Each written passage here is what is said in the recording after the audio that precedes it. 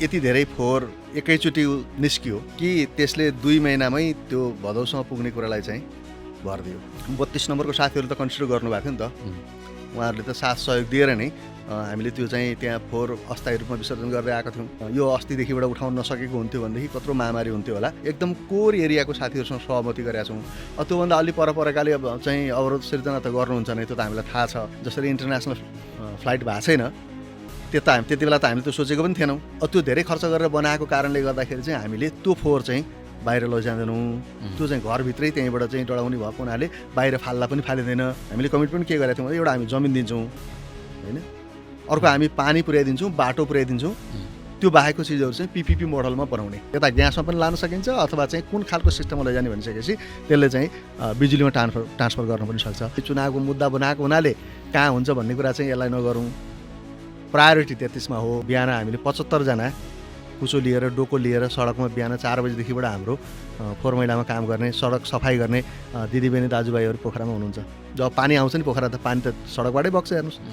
अनि त्यो चाहिँ फोहोरको पोका लगाएर हामीले चाहिँ नालीमा फालिदिन्छौँ।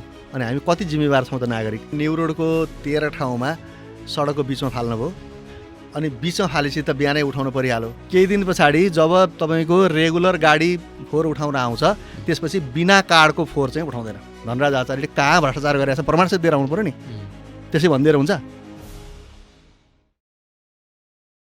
बर्थडे पार्टी होस् अथवा मिठो खाजा नास्ताको लागि दियालो रेस्टुरेन्ट एन्ड बार, मुस्ताङ चोक पोखरा, साथै दियालो रेस्टुरेन्टसँगै रहेको दियालो मार्ट। सम्पूर्ण सामानहरू अब एउटै छानामुनि, सस्तो सजिलो र भरपर्दो दियालो मार्ट। खाजा तथा सामानहरूको फ्री होम डेलिभरी।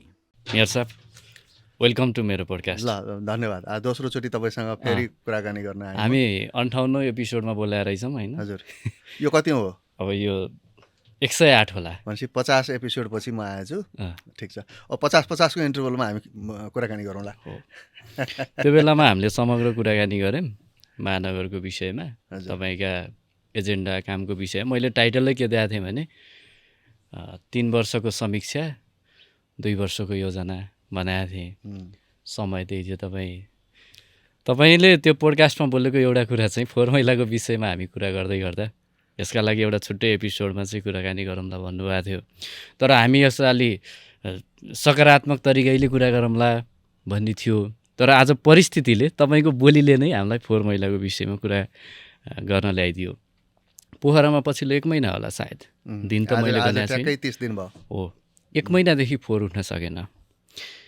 अब पर्यटकीय राजधानीमा फोहोर उठेन, नामै फोहोरको राजधानी भनेर पनि धेरैतिरबाट चाहिँ यो घोषणा भयो।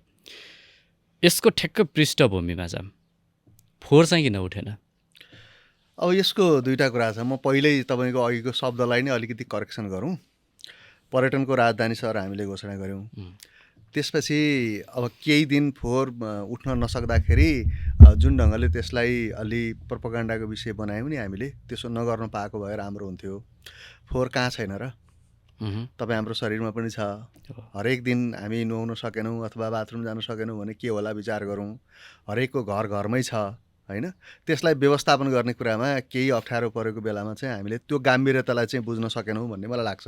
अब मुख्य प्रश्नमै जाउँ, फोहोर किन उठ्न सकेन भन्दाखेरि अलिकति पृष्ठभूमिबाट कुरा गर्ने। अब हामी तपाईँको दोस्रो प्रश्न पनि होला, हामी चाहिँ के गर्दैछौँ के गऱ्यौँ भन्ने सन्दर्भबाटै अलिकति कुरा गर्नु पर्ला। तर यसपटक चाहिँ फोहोर नउठेको कारण के हो भने हाम्रो अस्थायी ल्यान्डफिल साइट चाहिँ वडा नम्बर 32 को लामे हालमा थियो।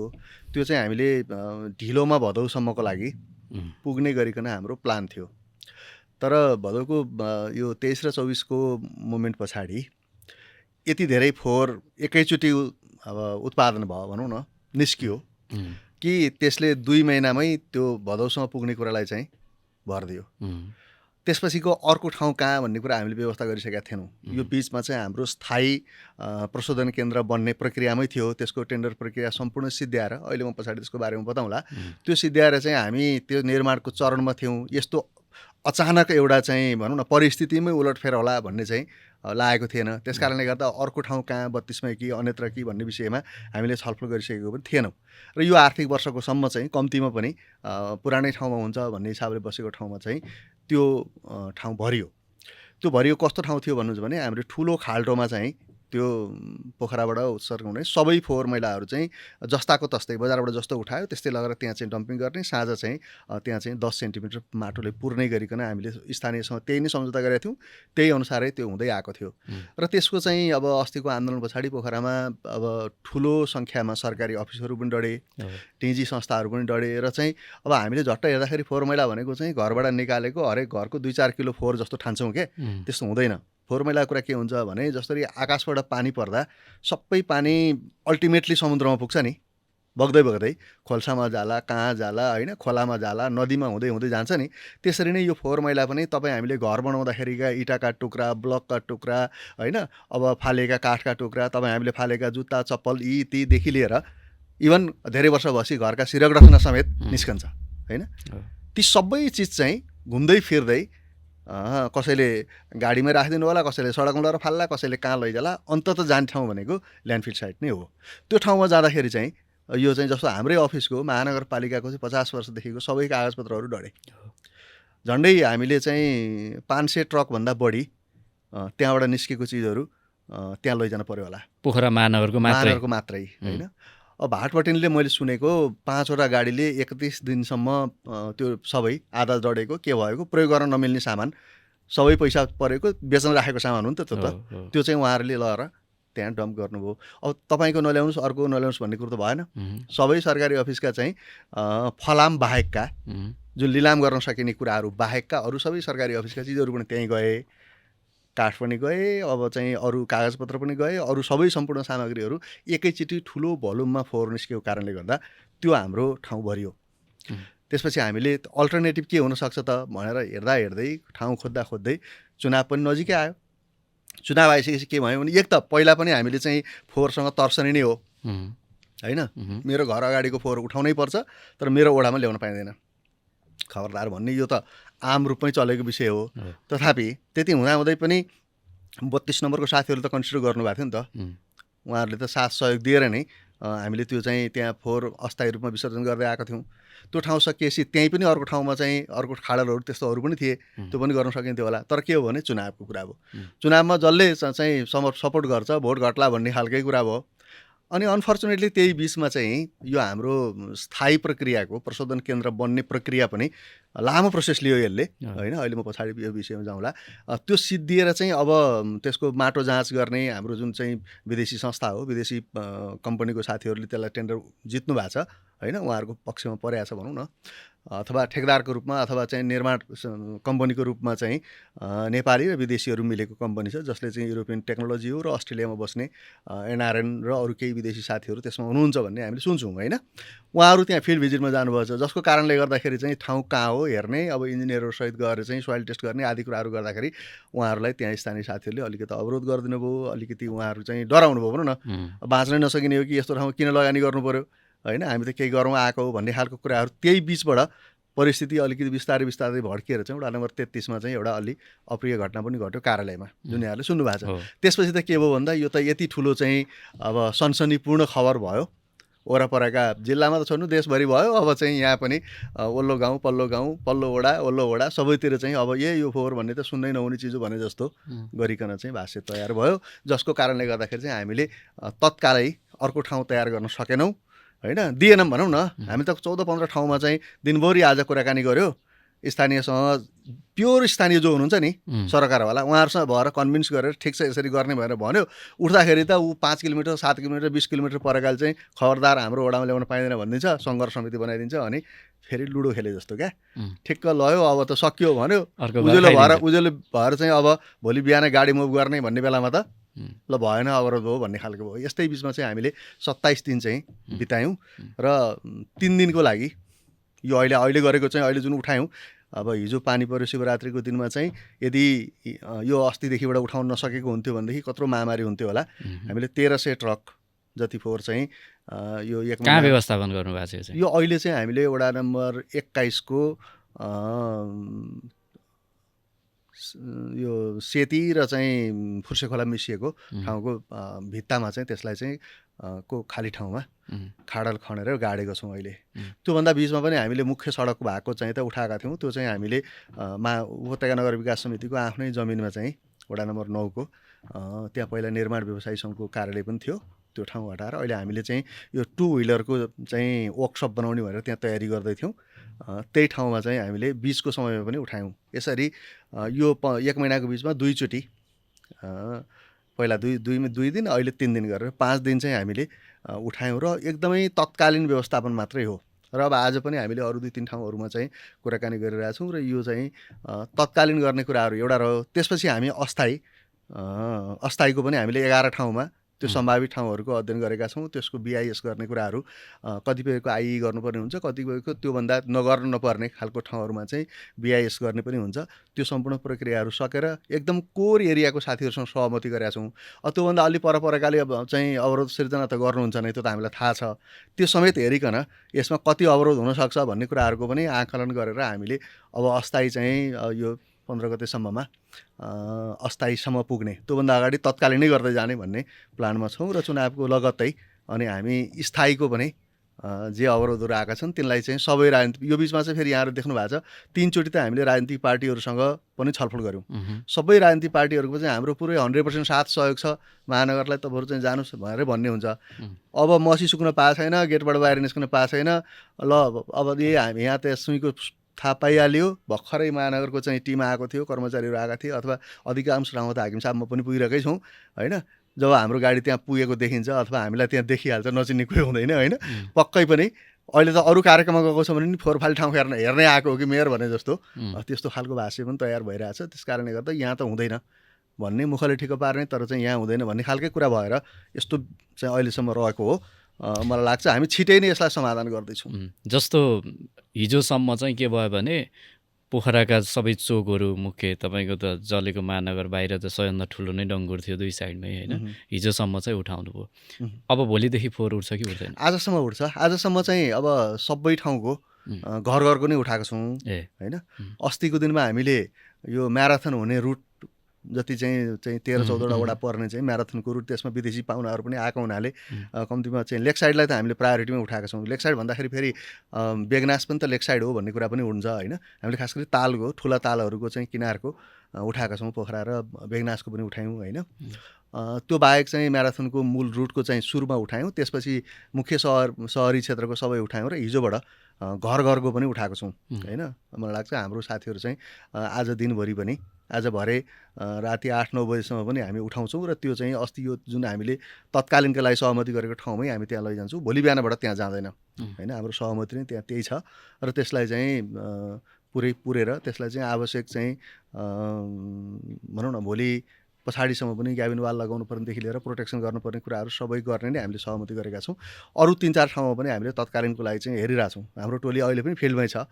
मलाई लाग्छ आज दिउँसोसम्ममा हामीले कुनै अर्को ठाउँलाई पनि त्यसलाई फिक्स गर्न सक्यौँ भने भोलि बिहानबाट कन्टिन्यू नै हुन्छ। यो तर यो फोहोर जहाँ गइरहेछ त्यहाँ चाहिँ गाड्ने नै काम भइरहेछ। अहिले डम्पिङ गरेका छैनौँ हामीले होइन। अहिले चाहिँ ठुलो खाल्टो खनेर त्यहीँ चाहिँ पुर्ने काम नै गरिरहेछौँ। त्यो तत्कालीनको सल्भ हो क्या। त्योभन्दा माथि भनेको त हामीले यदि डम्पिङ गर्ने हो भने ठुलो ठाउँहरूमा होइन, खाडल भनेको जस्तो जमिन खसेको ठाउँहरू जुन हामीले चाहिँ वडा नम्बर 32मा गऱ्यौँ नि 2 वर्ष, 3 वर्ष गऱ्यौँ। त्यस्तै ठाउँहरू खोज्नु पऱ्यो। त्यस्तो ठाउँहरू पनि थुप्रै ठाउँमा छ होइन। हामी त्यो पनि पत्ता लगाएका छौँ। तर त्यसमा चाहिँ अहिले अब चुनावको बेला भएको हुनाले चाहिँ अलिकति अब्स्ट्याकल छ। हामी अब नजिक छौँ। यसलाई चाहिँ यो नगरी नै हुँदैन होइन। अब यो हरेकको घर घरको फोहोर त व्यवस्थापन नगरी हुँदैन त। यो अलिक बढी पोलेको किन पनि होला भने फोहोरले मेयर साहबको चुनावमा एउटा एजेन्डा थियो फोहोर प्रशोधन केन्द्र, टिकट काटेर हेर्ने भन्छ। टिकट काटेर हेर्ने हो फोहोर भन्नुभयो। अहिले त्यसैले गिज्जाएर अहिले मान्छेले टिकट काट्ने कुरा छोडिदिउँ, मेयर चाहिँ कहाँ खाल्डा छन् भन्दै खोज्दै हिँडेका छन्। यसले भोलि वातावरणीय प्रभावको कुरा पनि होला भनेर पनि प्रश्न छ कि। अब प्रश्न त टिकट काटेर प्रशोधनको अहिले पछि कुरा आरम्भ छ सर। अहिले म त्यहीँबाटै आउँ। अलिकति हामीले के गर्यौँ भन्ने कुरा म बताउँ। सबै नगरवासीहरूले पनि सुन्नुपर्छ। हामी निर्वाचित भएर आउने बित्तिकै पोखरा इन्टरनेसनल एयरपोर्ट सुरुवात गर्ने हामीलाई डेट दियो होइन। साबिकको चाहिँ अब हामीलाई अझै 5-6 वर्ष पुग्ने वडा नम्बर 14को बाछीपुडमा भएको जुन चाहिँ साउथ एसियाकै एउटा राम्रो नमुना खालको ल्यान्डफिल साइट थियो, त्यो एडिबीको सहयोगमा बनेको। हिजो अस्ति तपाईँहरूकै प्रोग्राममा पनि हाम्रो तत्कालीन मेयर साहबले कृष्ण थापाजीले पनि त्यसको बारेमा चर्चा गर्नुभएको मैले सुने। त्यो सही कुरा हो। उहाँले जे भन्नुभयो त्यसमा 100% सही कुरा हो त्यो। त्यो एउटा त्यति बेलाका लागि चाहिँ सायद इन्डियामा पनि त्यतिको ल्यान्डफिल साइट बनेको थिएन मैले सुनेअनुसार होइन। त्यतिको राम्रो व्यवस्थित खालको ल्यान्डफिल साइट हाम्रो बनाएको थियो। तर के भयो भने आइकाओको चाहिँ प्रोटोकलमा कम्तीमा पनि 2 किलोमिटर भनौँ न, त्यसमा त 6 माइल भनेको छ। 6 माइल भनिसकेपछि कति हुन्छ किलोमिटर मलाई एक्ज्याक्ट त्यो चाहिँ अब एउटा सर्टेन दूरीसम्म यो बर्ड एक्टिभिटी हुने खालको चिजहरू चाहिँ हुन नहुने, त्यसमा लेखेकै छ ल्यान्डफिल साइट अथवा फोहोर थुपार्ने आदि कुराहरू चाहिँ हुन नहुने। हस्पिटल परिसर के अरे एयरपोर्ट परिसरभित्रै पनि इन्सिनेटर राखेर चाहिँ आफ्नैले उत्पादन गरेको फोहोर पनि त्यहीँ डढाउनु पर्ने आदि कुराहरू पनि त्यसमा छ। एयरपोर्टले आफै के गरेको छ हामीलाई थाहा छैन होइन। एयरपोर्टभित्रै उत्सर्ग हुने फोहोर पनि हामीले बोकेका छौँ भनेपछि उसले आफ्नो छुट्टै केही गरेको छ भने त मलाई थाहा छैन, गरेको छैन नै। गरे भए त हाम्रो गाडीले त्यहाँ बोक्नु पर्ने थिएन। त्यो चाहिँ व्यवस्था त्यहाँ थियो। इन्टरनेसनल एयरपोर्ट हुँदाखेरि व्यवस्था के रहेछ भने त्यहाँ अनिवार्य रूपमा एम्बुलेन्स हुनुपर्ने, अनिवार्य रूपमा बारुद यन्त्र हुनुपर्ने, त्यहीँ सँगै चाहिँ एउटा बर्न युनिट पनि हुनुपर्ने होइन। आगो लागेपछि डढ्छ, डढेपछि उपचार गर्नुपर्छ भनेर बर्न युनिट पनि चाहिने रहेछ क्या। यो सबै एयरपोर्टको मापदण्डमा पर्ने चिज रहेछ। त्यो त बनेन नै होइन। यो चाहिँ पोखरामै थिएन। त्यस कारणले गर्दा अब काम चलाउने कुरा त हाम्रो गण्डकी अस्पताल अरूहरूले पनि गरिरहेकै थिए। तर हामी चाहिँ गत वर्ष पुसको 2 गते पोखरा भिजिट इयर घोषणा गर्दाखेरि चाहिँ एउटा जलन पनि भयो, सन्दर्भ त्यो पनि छ होइन। त्यस कारणले गर्दा त्यसको पनि अहिले हामीले काम सुरु गरिसकेका छौँ। त्यसरी नै चाहिँ अब फोहोरकै कारणले गर्दा एयरपोर्ट सुरु हुँदैन भनेर भनिसके पछाडि त्यति बेलासम्म अहिले जसरी इन्टरनेसनल फ्लाइट भएको छैन त्यति बेला त हामीले त सोचेको पनि थिएनौँ। एयरपोर्ट उद्घाटन भइसकेपछि त अब कहीँ न कहीँ इन्डिया र चाइनाको रेगुलर सिटीहरूमा त रेगुलरै होला, त्योभन्दा बाहिर पनि कम्तीमा विकली भए पनि हाम्रा इन्टरनेसनल फ्लाइटहरू होलान् भन्ने नै थियो होइन। सामान्य प्रधानमन्त्रीज्यूबाट आएर चाहिँ उद्घाटन गर्ने, तामझामका साथ गर्ने भनेपछि हामीले निकै तयारी गरेर, तपाईँलाई याद होला, पोखराका सबैलाई याद छ, सायद त्यति धेरै मान्छे एउटा प्रोग्राममा आजसम्म पोखराको इतिहासमा निस्केको छैन होइन। झन्डै 70,000 भन्दा बढी मान्छे चाहिँ पोखरा इन्टरनेसनल एयरपोर्टको उद्घाटन समारोहमा सहभागी हुन कुनै न कुनै हिसाबले सहभागी हुनुभयो भन्ने चाहिँ रेकर्ड छ। मान्छेको उत्साह नै थियो होइन। 50 वर्षको प्रतीक्षापछि बनाएको एयरपोर्ट। अनि हामीले पनि हाम्रो कारणले गर्दा महानगरपालिकाले फोहोर व्यवस्थापन नगरिदिँदाखेरि एयरपोर्ट बन्द भयो अरे, एयरपोर्ट चलेन अरे, एयरपोर्ट चाहिँ को डेट सर्यो अरे भन्दाखेरि हामीलाई पनि त्यो ठुलो भनौँ न हाम्रो काममा, कार्यक्षमतामा आदिमा धेरै असर पर्ने पनि थियो। पोखराको इज्जत प्रतिष्ठामा पनि आघात हुने थियो। त्यस कारणले गर्दा हामीले जसरी हुन्छ त्यसलाई सार्नुपर्छ भन्ने हिसाबले लाग्यौँ होइन। अब अस्ति तपाईँकै प्रोग्राममा चाहिँ तत्कालीन मेयर साहबले एयरपोर्टले भन्दैमा हामीले सार्नु हुन्थेन भन्ने कुरा राखेको पनि मैले सुने। त्यसमा हामीले काफी छलफल गरेका हौँ। यसमा केही वैकल्पिक व्यवस्था गर्न सकिन्छ कि होइन, चराको चाहिँ गतिविधि कम हुने गरिकन गर्न सकिन्छ कि भन्दा त्यतिखेरको एयरपोर्टको अथोरिटीले हामीलाई कुनै पनि शर्त हुन सक्दैन भनिसकेपछि त्यस बेला मैले नै उहाँहरूसँग 2टा कुरा गरेँ। ठिक छ, हामी यो बजारबाट निकाल्ने सबै फोहोरको त अर्को व्यवस्था गर्छौँ, तर 2टा कुरा चाहिँ जुन चाहिँ अब प्राविधिकहरूले भनेअनुसार चाहिँ बर्ड एक्टिभिटीसँग सम्बन्धित छैन। एउटा चाहिँ हस्पिटल जन्य फोहोरहरू चाहिँ हामीले उठाएर त्यहीँभित्र डढाउने होइन, इन्सिनेटरबाट डढाउने हाम्रो एउटा युनिट छ, त्यो चाहिँ अरू फोहोरमा मिसाउन मिल्दैन। आजको दिन हो भने सबैलाई म चाहिँ सुन्ने गरी भन्छु, हस्पिटल वेस्ट जति छ, हस्पिटलबाट निस्कने सिरिन्जको कुरा भयो, कतिपय चाहिँ अब मान्छेको भ्रूणहरू पनि होला देखि लिएर चाहिँ एकदमै खतरनाक इन्जेक्सन लगाएको पनि हुनसक्छ। त्यसो भएको हुनाले हस्पिटलबाट निस्केको सबै फोहोरलाई हामी छुट्टै उठाउँछौँ, त्यो अरू फोहोरमा मिसिँदैन। त्यो उठाउने पार्टी नै छुट्टै छ, गाडी नै छुट्टै छ, टिम नै छुट्टै छ, र त्यो चाहिँ त्यही पुरानो ल्यान्डफिल साइटमै त्यसलाई नष्ट गर्ने युनिट छ। त्यो धेरै खर्च गरेर बनाएको कारणले गर्दाखेरि चाहिँ हामीले त्यो फोहोर चाहिँ बाहिर लैजाँदैनौँ। त्यो चाहिँ घरभित्रै त्यहीँबाट चाहिँ डढाउने भएको हुनाले बाहिर फाल्दा पनि फालिँदैन भन्ने हिसाबले एउटा त्यो त्यहीँ रहन्छ। अर्को व्यवस्था नभएसम्मका लागि मलमूत्र जुन छ, मलमूत्रको विसर्जन पनि त्यहीँ गर्ने थियो, त्यो पनि हामी त्यहीँ नै गर्छौँ 14 मई होइन। किन त्यसले चाहिँ मलमूत्रमा चाहिँ चरा आउँदैन होइन। चराको गतिविधि हुने भनेको त के खान पाइन्छ भनेर आउने हो, चराले चाहिँ त्यो मलमूत्र खाँदो रहन्छ। त्यस कारणले गर्दाखेरि चाहिँ त्यो 2टा चिज चाहिँ पुरानै ल्यान्डफिल साइटमा अहिले पनि चलिरहेकै छ। त्यो बाहेक चाहिँ बजारबाट उठाउने जति पनि फोहोर छ त्यसमा चाहिँ कुनै न कुनै खाद्यान्नको टुक्राहरू हुनसक्ने, मासु हुनसक्ने, अरू चिजहरू पनि जे पनि हुनसक्ने, अथवा फोहोर नै पनि उसको केही न केही आहारको कुराहरू हुनसक्ने भयो। त्यस कारणले गर्दा गिद्धजन्य कुराहरू चाहिँ, गिद्ध, चिल जस्ता चराहरू चाहिँ धेरै आउन सक्छन्। त्यहाँ चाहिँ हजारौँको सङ्ख्यामा पुरानो ल्यान्डफिल साइटको वरपर चराहरू हुन्थे, जसको कारणले गर्दा एयरपोर्ट चाहिँ अब चल्न असुविधा हुने भयो भनेपछि हामीले धेरै प्रयत्नहरू गऱ्यौँ। पोखरा महानगरपालिका यो भूगोलका हिसाबले 464 स्क्वायर किलोमिटर छ होइन। यति अब 15 नम्बरसम्म चाहिँ अब तल छ, त्योभन्दा माथि त 16 नम्बरभन्दा माथि गइसकेपछि त हाम्रा अधिकांश भूभाग चाहिँ अब डाँडाकाँडाले घेरिएको पनि छ होइन, वन जङ्गल पनि छ, खोल्सा खाल्सी पनि छन्। यति धेरै ठुलो भूगोल हुँदाखेरि पनि हामीले ठाउँ पाउन गाह्रो भयो। किन गाह्रो भयो त भन्दाखेरि चाहिँ मेरो वडामा मिल्दैन। हुन त हो, गर्नै पर्ने हो, अनि यो तर भन्ने चिज आइहाल्ने के, तर यहाँ मिल्दैन, किन भन्दा हामी यो थेक्नै सक्दैनौँ, यति ठुलो विरोध हुन्छ होइन, यस्तै यस्तै खालको कुरा।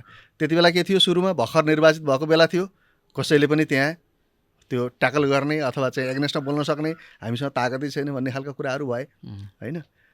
अर्कोतिर चाहिँ हामी अब त्यो ठाउँ नपाइसकेपछि वरपरको छिमेकी जिल्लाको जोइन्टली पो गर्न सकिन्छ कि भनेर स्याङ्जा चाहिँ महानगरको ठाउँमा यतापट्टि चाहिँ अब शुक्लागण्डकी र चाहिँ अब हाम्रो बिचमा यस्तो ठाउँहरू, साझा ठाउँहरू पनि खोज्यौँ र अन्ततः वडा नम्बर 32 को त्यो ठाउँ चाहिँ त्यो पनि, त्यसको पनि अलिकति कथा छ हेर्नुहोस्।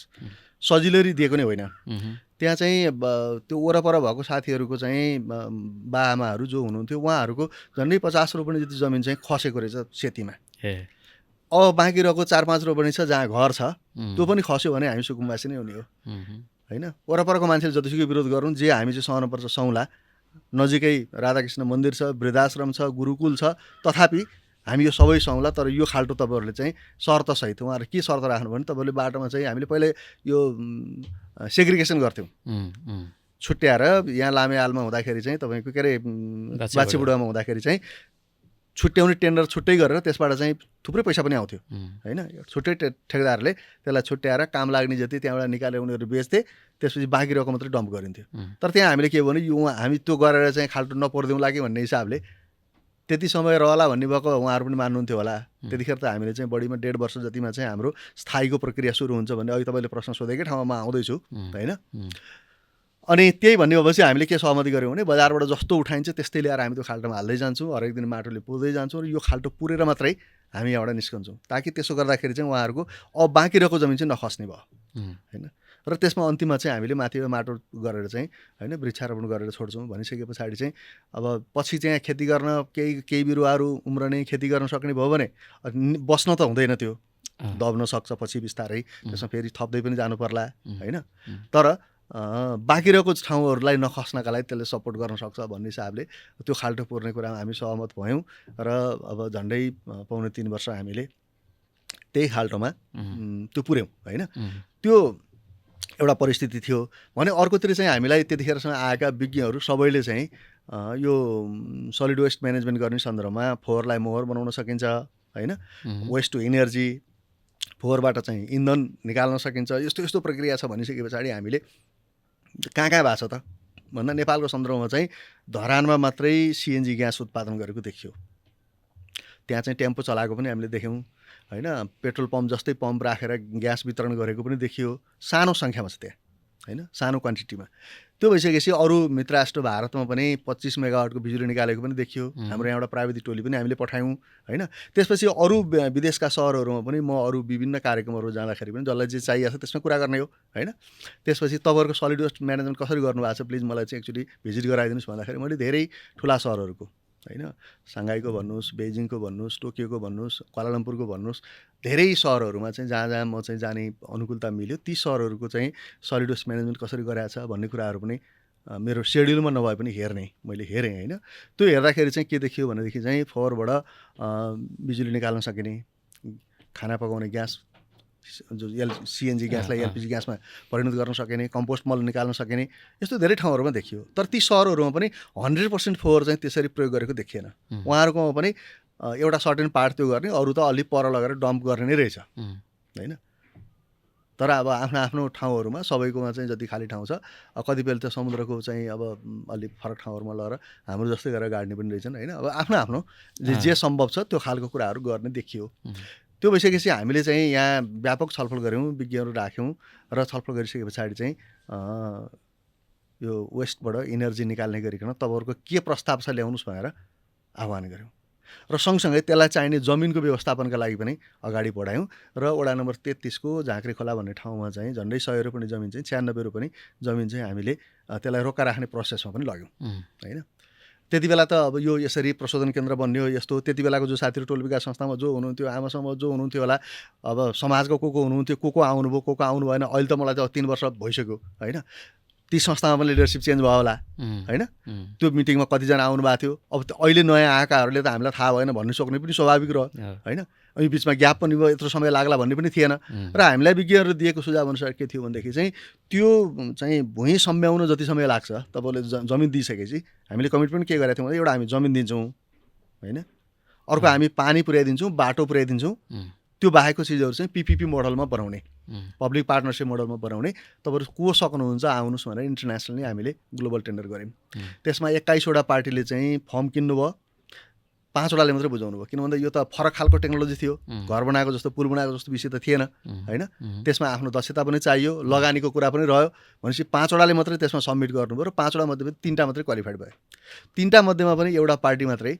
फाइनल भएर आयो यो समय यत्रो किन लाग्यो भन्नुहुन्छ भनेदेखि चाहिँ एउटा त हाम्रो खरिदको प्रक्रिया असाध्यै लेन्दी छ नेपाल सरकारको अर्को हामी पिपिपी मोडलमा बनाउने तयार पार्ने त्यसको पहिला फिजिबिलिटी स्टडी गर्ने डिपिआर बनाउने तयार पार्ने अनि प्रोजेक्ट लागू गर्ने र सर्टेन समयपछि जस्ताको त्यस्तै हामीलाई फिर्ता गर्ने भनेको हाइड्रो पावर जस्तै मोडलमा अनि हामीले त्यहाँ चाहिँ 20-21 वर्षको एउटा समय राखेर चाहिँ 20 वर्षको समय राखेर उहाँहरूले हामीलाई 20 वर्षपछि त्यो जमिनसहित सबै प्रोजेक्ट हामीलाई फिर्ता गर्ने गरिकन हामीले परियोजना बनाएको थियौँ होइन त्यो गर्दाखेरि चाहिँ झन्डै 1 वर्ष चाहन्छौँ त नेपाल सरकारले त्यो कागज राखेर फाइल राखेर ता कार्यालयबाटै गर्न सकिने भएको हुनाले सक्कलै प्रति फिर्ता पठाइएको छ भनेर पठाइदियो 1 वर्ष पछाडि झन्डै त्यो त हाम्रो त्यसै समय गयो कति समयमा बनाइसक्ने योजना थियो तपाईँको हामीले बढीमा 18 महिनामा होइन 1.5 वर्षमा भनेपछि त त्यो एउटा त्यसै पनि रह्यो त्यसपछि चाहिँ अनि सूचना निकालिसके पछाडि पनि हरेक चिजको पछाडि 35 दिन हरेक चिजको पछाडि 35 दिन अनि फेरि वार्ताका लागि यस्तो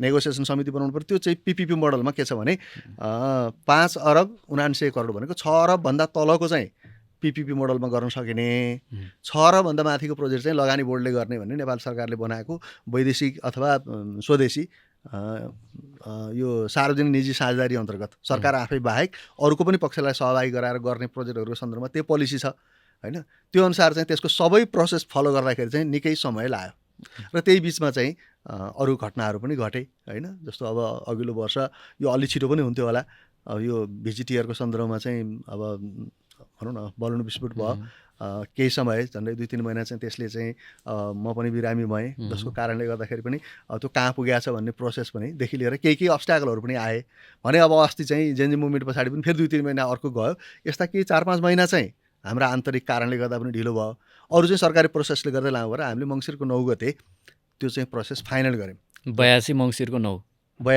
9 गते बल्ल इन्टरनेसनल टेन्डर गरिकन चाहिँ अब हाम्रो फोहोरबाट इन्धन निकाल्ने 7.5 मेगावाट बिजुली निकाल्ने वा खाना पकाउने ग्यास उत्पादन गर्ने र कम्पोस्ट मल बनाउने त्यसका लागि चाहिँ हामीले 20 वर्ष र प्लस 1 वर्ष 1 वर्ष किन भनेको भन्दाखेरि जग्गा हामीले आफै दिने भन्ने थियो जग्गा चाहिँ हामीले दिन सकेनौँ त्यो भएपछि त्यो जग्गा पनि तपाईँले किन्ने र हामीले त्यसका लागि चाहिँ सिएको एउटा चाहिँ रिपोर्ट बनाएर 1 वर्ष चाहिँ हामीले थप समय उहाँलाई चाहिँ दिने गरेर 21 वर्षका लागि त्यो प्रोजेक्ट चाहिँ हामीले एउटा प्रोजेक्ट त्यसको नाम चाहिँ के टेरावल के भन्ने छ विदेशी नाम छ त्यो नाम मलाई कण्ठ भएर विमल शर्मा भन्ने नेपाली प्रतिनिधि हुन्छ त्यसको एनआरएनए हो होइन अस्ट्रेलियामा बस्ने नेपाली उहाँका विदेशी साथीहरूको कम्पनीले त्यो चाहिँ प्रोजेक्ट उहाँहरूको स्वीकृत भएको छ भनौँ न सबै प्रोसेस पुरा भएर त्योभन्दा बाहेकका अरू साथीहरूले पनि फेरि चाहिँ त्यो चाहिँ भनौँ न अब त्यो खारेज हुन्छ त्यसले बनाउन सक्दैन त्यसपछि हामीले पाउँछौँ भनेको पनि मैले सुन्छु त्यो भयो भने त्यो प्रोसेसै खारेज हुन्छ फेरि नयाँ आह्वान गर्नुपर्छ त्यति समय लाग्छ फेरि होइन त्यसो भएको हुनाले चाहिँ उहाँहरूले बनाइदिए हुन्थ्यो भन्ने हो तर अहिले हामीले जुन खालको चाहिँ अहिले समस्या आइरहेछ नि जमिन दिन नसकेको लोकल अब्स्ट्याकल भएको देख्दाखेरि चाहिँ उहाँहरू चाहिँ अलि आत्तिएको डराएको अवस्था पनि छ उहाँहरूलाई हामीले चुनावसम्म वेट गर्न भनेका छौँ र यो बनिसकेपछि उहाँहरूले हामीलाई के भन्नुभएको छ भनेदेखि चाहिँ जमिन सम्झाइसकेपछि हामीले मेसिन पनि तयारी नै ल्याउने हो होइन अब अरू चाहिँ स्ट्रक्चर बनाउने कुरा चाहिँ त्यति धेरै समय लाग्दैन त्यस कारणले गर्दाखेरि चाहिँ बढीमा हामीले भनौँ न 1 वर्ष 14 महिनासम्ममा चाहिँ हामीले यो उत्पादन ल्याउन सक्छौँ भन्ने उहाँहरूले हामीलाई एस्योरेन्स गराउनु भएको छ त्यसो हुँदाखेरि यदि यो प्रोसेस त्यो माथि मन्त्रालयले कागज रोक्नेदेखि लिई सबै नगरिदिएको भए यो 2 वर्ष अगाडि नै सकिन्थ्यो होइन अहिले फोहोरको टेन्सन हुने थिएन अनि त्यति बेला त्यो चाहिँ नेपालको पहिलो र एक मात्र नमुना चाहिँ प्रोजेक्ट पनि हुन्थ्यो त्यसपछि हामीले टिकट काटेर नकाटेर जेसुकै भयो भने हेर्ने त बन्थ्यो नै त्यसो भएको हुनाले यो कुनै असम्भव कुरा मैले गरेको होइन, तर परिस्थिति र हाम्रो चाहिँ यो खरिद प्रक्रिया र यो अरू लेन्दी प्रोसेसले गर्दा डिले भयो, तर पनि यो छिटै बन्छ। मैले अगाडि जुन भने नि अहिले त फोहोर लहर त अब गाड्नु भएको छ, अब मुद्दा पनि पर्ने होला तपाईँलाई, वातावरणीय प्रभावको होइन विषय होला। पर्दैन, त्यसमा हामीले BIS गरेका छौँ। हामीले चाहिँ त्यो चाहिँ अब ठुलो क्वान्टिटी होइन नि त, अब 2-3 दिनको एक ठाउँमा गरिरहेको छौँ, त्यस कारणले गर्दा त्यो चाहिँ केही अप्ठ्यारो पर्दैन। कति खाल्टा भरिन्छन् यो त त्यो जुन चाहिँ धेरै खाल्टा खनेका छौँ नि, धेरै खाल्टा साँप चाहिँ भनौँ न 2-3 ट्रक एउटा खाल्टामा, 2-3 ट्रक एउटा खाल्टामा गर्दै गर्दै खाल्टा चाहिँ धेरै चाहिँ नम्बर अफ खाल्टा हो क्या, एउटै खाल्टामा पुरै खाले होइन। यो त तपाईँले भनेको प्रशोधन केन्द्र बन्न त सरासरी गयो भने पनि 1 वर्ष 14 महिना लाग्छ, अझै लाग्छ। यो बिचमा अब कसरी हामी व्यवस्थापन यो गर्न मैले सकिएला? भने यो तत्कालीन गरे हो। अब हामी अल्पकालीन अस्थायी होइन, अस्थायी जुन अहिले हामीले 32 नम्बर गरिरहेको थियौँ नि, त्यस्तै खालको अस्थायी चाहिँ हामी 1 वर्ष अथवा 1.5 वर्षको लागि चाहिँ त्यो ठाउँ चाहिँ अहिले व्यवस्थापन गर्दैछौँ। त्यसपछि हामी त्यसको लागि टेन्डर गर्छौँ। टेन्डर भनेको अहिले त हामीले चाहिँ म्याथ थप गर्दै गर्दै पुरानै बोक्नेहरू साथीहरूलाई गर्दै आएको छौँ। यसमा पनि अब कतिपय क्वेसन उठाएको पनि मैले सुन्छु, किन चाहिँ के अरे टेन्डर नगरेको, किन त्यही पार्टीहरूलाई रेगुलर गरिदिएको। तपाईँलाई याद होला, अहिले मात्रै फोहोर नउठेको होइन, 2-3 वर्ष अगाडि पनि यसरी नै हडताल भएको थियो, 15 दिन नउठेको थियो होइन। उहाँहरूले हामीलाई चाहिँ 32 नम्बर लैजानुहोस् भन्दाखेरि चाहिँ हामी लाँदैनौँ भन्नुभयो। किन भन्दा चाहिँ अब हामीले यहाँ त 7 किलोमिटरमा बोकिरहेको थियौँ, त्यहाँ लाँदाखेरि अहिले हामीले दिनमा 2 ट्रिप 3 ट्रिप गरिरहेको थियौँ, त्यहाँ लाँदाखेरि त अब कम्तीमा चाहिँ बढीमा 2 ट्रिपभन्दा लान सक्दैनौँ। अर्को भनेको त्यहाँ चाहिँ 20-21 किलोमिटरमा छ, खर्च उति नै हुन्छ होइन भन्ने कुरा गरिसकेपछि महानगरपालिकाले प्रमुख प्रशासनिक अधिकृतलाई चाहिँ यसको एउटा फाइनेन्सियल स्टडी गरेर कति खर्च हुन्छ आदि कुरा गरिकन, अनि अर्को गाडीहरूले टिप्परले अरू चिजले फोहोर बोक्ने कुरा पनि रहेन, किनकि बोक्नका लागि बन्द बढी पनि चाहिन्छ होइन, साधन स्रोत भएकोहरू पनि चाहियो। त्यस कारणले गर्दा हामीले ठाउँ फिक्स नभएको कारणले कतिन्जेल चाहिने भन्ने त्यो समय नभएको हुनाले चाहिँ उहाँहरूलाई नि म्याद थप्दै आएको हो। अब हामीले चाहिँ कम्तीमा 1 वर्षको समयका लागि चाहिँ अर्को ठाउँ व्यवस्था गरिसकेपछि हामी फेरि यसलाई टेन्डर गर्छौँ। टेन्डर गर्दाखेरि चाहिँ हामीले सेग्रिगेसन गर्ने होइन, घर घरबाट यो चाहिँ सेग्रिगेसन गरेर छुट्याएर दिनुहोस्, आज हामी हरियो फोहोर मात्रै उठाउँछौँ, भोलि सुकेको फोहोर उठाउँछौँ भनेर भन्न सक्छौँ। आज भन्न नसकेको कारण के हो भन्दाखेरि चाहिँ कहाँ लाने भन्ने कुराकै निदो छैन, छुट्याए पनि कहाँ लाने, छुट्याए पनि कहाँ लाने होइन, नछुट्याए पनि कहाँ लाने, अनि लगेर पनि त्यसपछि चाहिँ कहीँ गाड्नु छ, कहीँ अल्पकालीन व्यवस्था गर्नु छ। त्यो भएको हुनाले अहिले खुलेर भन्न नसकेको अवस्था हो। म सबै नगरवासीहरूलाई के अनुरोध गर्छु भने, जब हामीले फोहोर हरेक दिन, यहाँ त के छ भन्नुहुन्छ भने सर्टेन ठाउँहरूमा त जस्तो वडा नम्बर 18 भन्दा माथि चाहिँ फोहोरको समस्या छैन, सबैले आफ्नो आफ्नो घरको भनौँ न मलखातामै फाल्नु भएको छ अथवा कहीँ व्यवस्थापन गर्नुभएको छ, प्लास्टिक जन्ने कुराहरू 2 महिना 3 महिनामा गाडी जाँदाखेरि पनि पठाउनु भएको छ, त्यसमा समस्या होइन। समस्या भनेको कोर सिटीभित्रै हो होइन, अथवा पर्यटकीय क्षेत्रभित्र होटलहरूभित्र चाहिँ नै हो होइन। धेरै पाहुना हुने होटलमा त हरेक दिन जसो एक गाडी नै फोहोर निस्कन्छ होइन, उहाँहरूले कहाँ राख्नुहुन्छ र। त्यस्तो खालको फोहोरलाई चाहिँ हामीले व्यवस्थापन गर्नका लागि चाहिँ ठाउँ फिक्स गरिकन छिटोभन्दा छिटो नगरेर त सुखै छैन, त्यो हामीले गर्नै पर्छ। त्यो हामी तयारीमै छौँ र अब मलाई लाग्छ हामी 1 सवा वर्षको चाहिँ अस्थायी ल्यान्डस्लाइडकै व्यवस्था गर्दै नै छौँ। हामीले 9 ठाउँमा चाहिँ फिक्स नै गरेका छौँ। फिक्स भनेको सम्भावित ठाउँ पहिचान गरेका छौँ। अब त्यो मध्ये प्रायोरिटी नम्बर 1, प्रायोरिटी 2, प्रायोरिटी 3 गर्दै चाहिँ हामी क्रमशः गर्दै जान्छौँ। मलाई लाग्छ त्यो पहिलो दोस्रो तेस्रो भित्रमै सहमति हुन्छ, किन भन्दा धेरै छलफलको नजिक पुगेका छौँ क्या।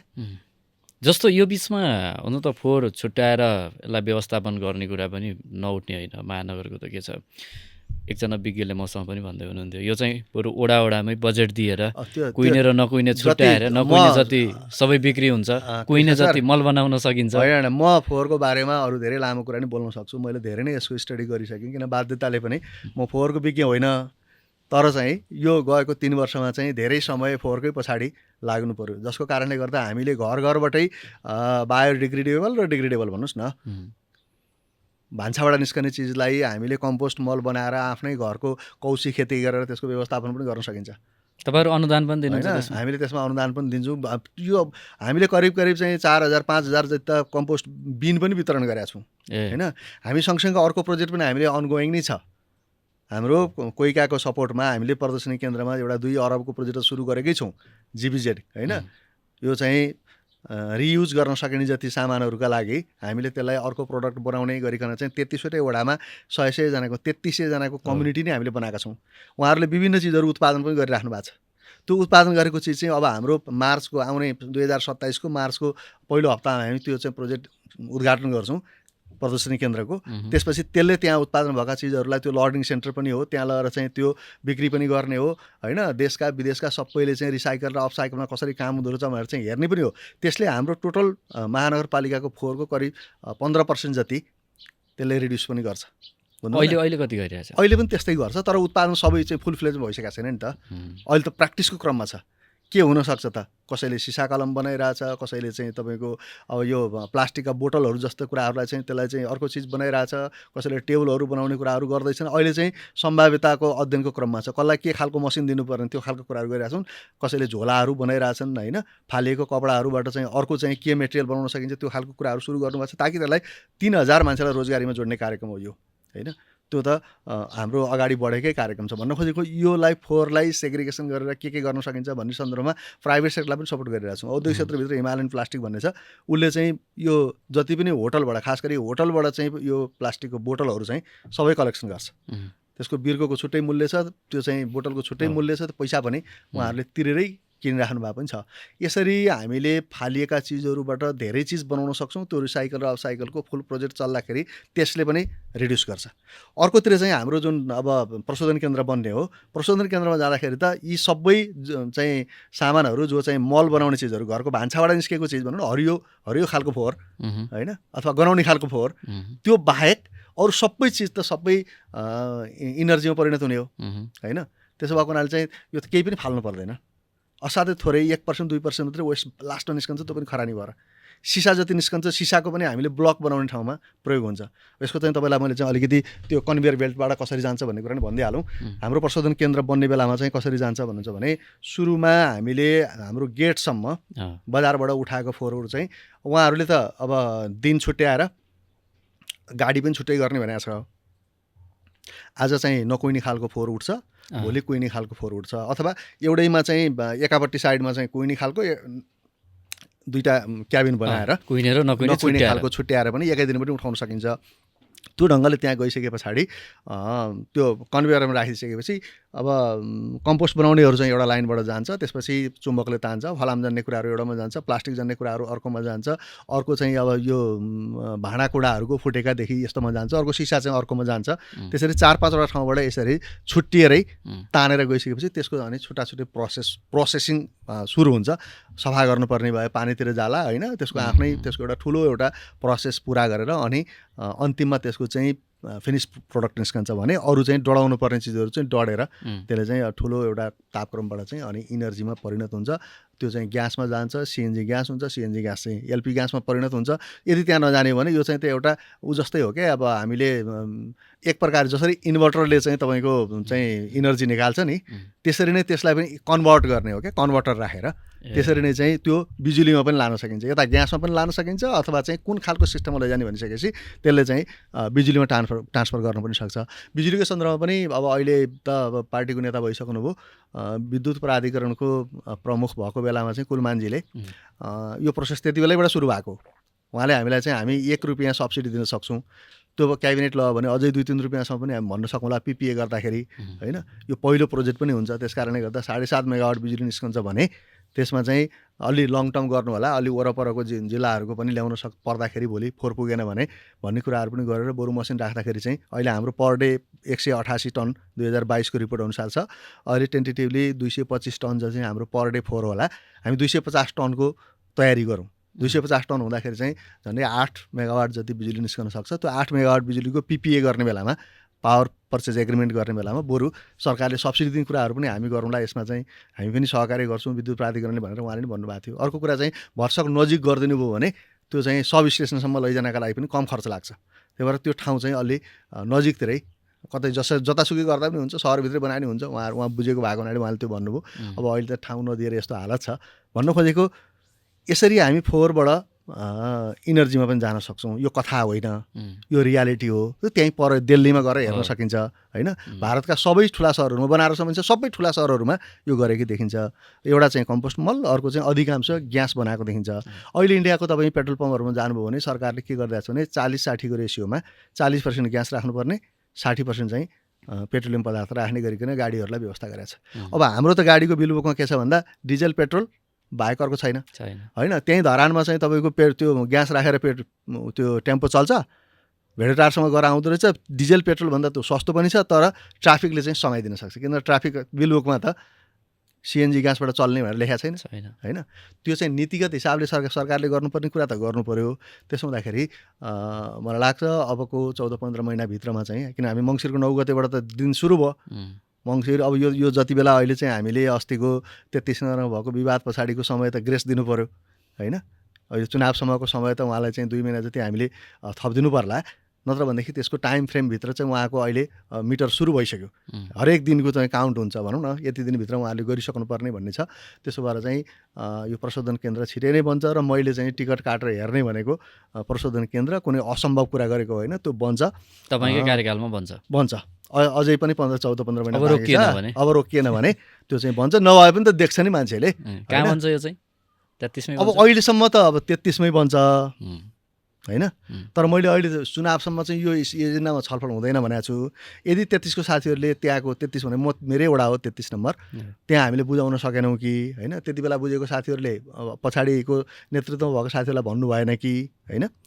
यो कुनै फोहोर फाल्ने ठाउँ होइन, यो एउटा इन्डस्ट्री हो। त्यहीँभित्र त्यो कम्पाउन्डभित्र 100जना मान्छेको क्वार्टर हुन्छ होइन। झन्डै 150 जति मान्छेले त्यहाँ काम गर्छन्। त्यस कारणले गर्दा यो 24 आवर चल्छ होइन। त्यसो भएर त्यहाँ स्वास्थ्य केन्द्र, स्कुल सबै चाहिन्छ। त्यो भएर यो चाहिँ कुनै त्यस्तै विरोध गर्नुपर्ने फोहोर फाल्ने ठाउँ चाहिँ होइन। त्यहाँबाट फोहोरै निस्कँदैन होइन। फोहोर चाहिँ अब ग्यासमा परिणत भएर सिलिन्डरमा चाहिँ भरिएर निस्कन्छ। त्यसपछि झोलामा चाहिँ मल तयार भएर निस्कन्छ। त्यसो भएको हुनाले त्यहाँ चाहिँ सिसा जन्ने कुराहरूको ब्लक बनाउने ठाउँबाट निस्कन्छ भनेपछि त्यहाँ त फोहोर त निस्कँदैन। अन्तिममा चाहिँ 0% वेस्ट भने पनि थोरै होइन। अब 1 महिनामा 1 ट्रक जति खरानी निस्क्यो भने त्यो त बाटोमा खाल्टा पुर्न अन्त पनि प्रयोग गर्न सकिन्छ। त्यसो भएर त्यो चाहिँ अहिले विरोध गर्नुपर्ने विषय होइन। अब विरोधको विषय त भयो, त्यति हुँदा पनि हुँदैन होइन। हामीले यहाँ चाहिँ सुनैको के ल्याए पनि हामी हुँदैन भनेर भनेको पनि सुनेको छु मैले। ठिक छ, त्यस्तो भएन भने पनि अरू सरकारी ठाउँ पनि छन् होइन। अरू ठाउँ पनि छन्, किनेर यहाँ आउनुहोस् हामी दिन्छौँ भनेको पनि छ। र 14 नम्बरको साथीहरूले त के भन्नुभएको छ भने हिजो हामीले धेरै विरोध गऱ्यौँ, हामीले 19 वर्षसम्म यहाँ दियौँ, बल्ल हामीले बुझेका छौँ यहीँ बनाए हुने चिज रहेछ। अहिले हाम्रो एयरपोर्ट नजिक भएर मिल्दैन भनेको छ। यदि मिल्छ भने यहीँ बनाए हुन्छ भनेर 14को साथीहरूले भनिराख्नु भएको छ होइन। त्यसो भएर चाहिँ यो अब अहिले चुनावभन्दा अगाडि चाहिँ यसलाई इस्यु बनाएर सबैले चाहिँ चुनावको मुद्दा बनाएको हुनाले कहाँ हुन्छ भन्ने कुरा चाहिँ यसलाई नगरौँ। प्रायोरिटी 33मा हो, प्रायोरिटीको लागि लग्या हो। नभए पनि विकल्पका लागि काफी ठाउँ छन् जसरी पनि बन्छ। किन नबनाइ हुँदैन होइन। अहिले जो साथीहरूले विरोध गर्नुभएको छ नि, लिडरसिप त उहाँहरू नै आउनु होला। चुनाव जितेर त कोही न कोही मान्यजुर आउनु होला। आज जसले हुँदैन भन्नुभएको छ उहाँहरूले नि भोलि त मसँगै टेबलमा बसेर ल यो के गरौँ भन्नु पऱ्यो। मसँगै 15 महिनासँगै काम गर्ने समय त छँदैछ अब निर्वाचित भएर आउने मान्नेहरूको पनि होइन। सबै उम्मेदवारले अहिले त्यहाँ गएर हुँदैन म तपाईँको साथमा छु भन्नुभएको छ सबैले होइन। मैले बोलाउने उम्मेदवारलाई पनि भनेको छु, तपाईँ यो राजनीति भयो अथवा पोखरा महानगरको काम भए पनि तपाईँहरूको पनि दायित्व। भोलि तपाईँ सांसद जितेर जानुभयो भने विदेशतिर गएर परिचय दिनुभयो भने कहाँको भन्दा त्यो विदेश यहाँ आएको रहेछ भने त्यो फोहोरको डङ्गु लाउने सहरको भनेर तपाईँहरूको पनि बेइज्जत हुन्छ। मैले पनि भनेको छु, मेयर साहबको कन्फिडेन्सले पनि के देखाउँछ भने 33मा भएन भने पनि बन्छ, तपाईँकै कार्यकालमा बन्छ। त्यस पछाडि फोहोर मैलाको समस्या चाहिँ पोखरामा हुँदैन। फोहोर मैला नउठ्नुको पछाडि अथवा यो समस्याको पछाडि हामीले 2-3टा कारणहरू हेऱ्यौँ। एउटा त त्यही प्रशोधन केन्द्रै बन्न सकेन, प्रक्रियागत हिसाबमै लामो समय लगाइदियो, त्यही भएर पनि बनेन। अर्को नागरिकको अवरोध भइहाल्यो। नागरिकको अवरोधको पछाडि लुकेका चाहिँ केही कारणहरू छन् जसमा चाहिँ एउटा राजनीति हो। फोहोर मैलामा चाहिँ राजनीति भयो भनेर चाहिँ पोखरामा यो पछिल्लो समय चर्चै भयो। अब आरोप त सबैले तपाईँले फोहोर उठाउनु भएन भने होइन, तर राजनीति, यो राजनीति चाहिँ कसले गरे? यहाँ कसले गरेन, सबैले गरे। यसले त्यसले नभनौँ।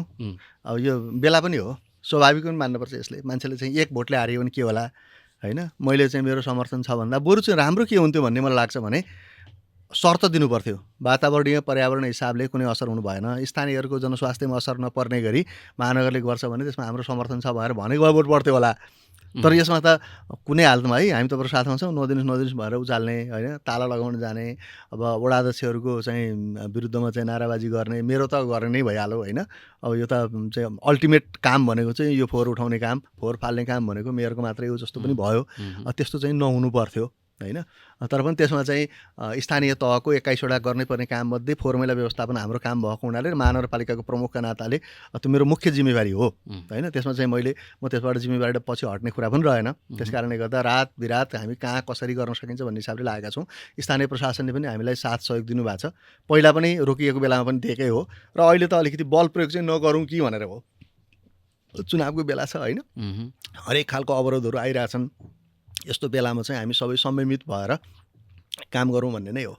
तपाईँलाई कहीँनिर लाग्छ अथवा हामीले भन्न मिल्छ तपाईँ यदि काङ्ग्रेसको अथवा एमालेको पार्टीको भएको भए चाहिँ यत्रो धेरै समस्या आउँथेन होला हो? त्यसो भन्न चाहिँ सकिन्छ, तर त्योभन्दा माथि उठ्नुपर्ने हो सबै।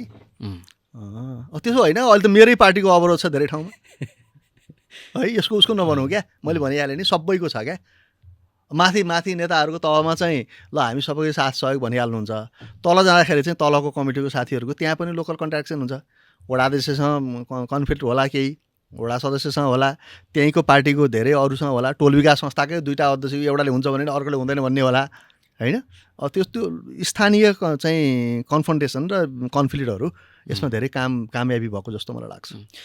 यो अब महानगरको नेतृत्व भए पछाडि जिम्मेवारी त तपाईँकै हुने हो प्रमुख रूपमा, तर सबै जिम्मेवार हुनुपर्ने होला नि त। उपमेयर होला, वडा अध्यक्षहरू होला, कार्यपालिका सदस्य, वडा सदस्य सबै हुनुपर्ने होला नि। तर प्रश्न तपाईँ प्रति मात्रै चाहिँ किन उठिरहेको? यो प्रश्न तपाईँले उहाँहरूसँग किन सोध्नु होला जस्तो लाग्छ मलाई क्या। सोसाइटीले किन भन्दैन होला मसँगैको हो, उत्तिकै जिम्मेवारी भएको चाहिँ सबै हो नि त। टिम त 172 जनाको नगरसभा छ। जस्तो हामी चाहिँ 6 नम्बरमा कुराकानी गर्दैछौँ, यहाँ पनि वडा छ, यहाँ पनि वडा अध्यक्ष, यहाँ कसैले बोल्दैन नि त, वडा अध्यक्षलाई कसैले केही भन्दैन हो।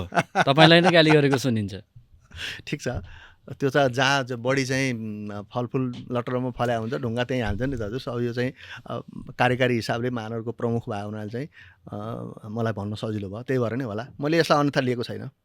तर अध्यक्षहरू सबैको साथ छ है, सबै चिन्तित हुनुहुन्छ के गर्न सकिन्छ होला। सिटीभित्रको अध्यक्षहरूले ठाउँै दिन सक्दैन, सिटी बाहिरकालाई के भनिदिन्छन् भनेदेखि त्यो सहरको किन ल्याउने, हामीले हाम्रो वडाको निकालेको छ, हामीले तिमीलाई के मतलब भयो, चुप लाएर बस भनिदिँदो रहेछ नि। हेर्नुहोस् होइन, यो 16 नम्बरदेखि 33 नम्बरको अध्यक्षहरूलाई चाहिँ उहाँहरू पनि अब चाहेर पनि धेरै बोल्न सक्नु भएको छैन। सिटीभित्र ठाउँै छैन होइन, त्यो पनि समस्या हो। अध्यक्षहरूले साथ नदिएको भन्ने त छैन, गाली मात्रै नपाएको हो। तर अब जनप्रतिनिधि तपाईँले चुनेको त होइन, जनताले नै चुनेर पठाएको, सबैलाई जनताले नै चुनेको।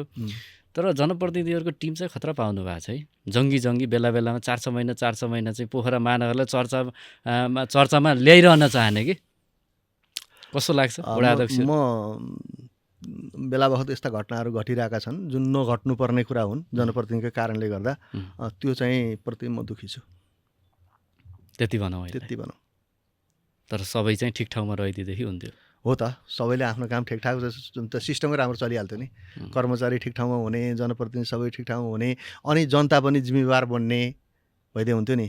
हामीले हाम्रो घरको अगाडिको सहर कसेर बढार्दै लिएर गएर ठ्याक्कै ढोकाको अगाडि लगेर छोडिदिन्छौँ। अनि यो चाहिँ सायद देशभरिमा अब अहिले काठमाडौँले सुरु गरेको छ, तर त्योभन्दा अगाडि नै हामीले बिहान 75 जना कुचो लिएर डोको लिएर सडकमा बिहान 4 बजीदेखिबाट हाम्रो फोहोर मैलामा काम गर्ने, सडक सफाइ गर्ने दिदीबहिनी दाजुभाइहरू पोखरामा हुनुहुन्छ।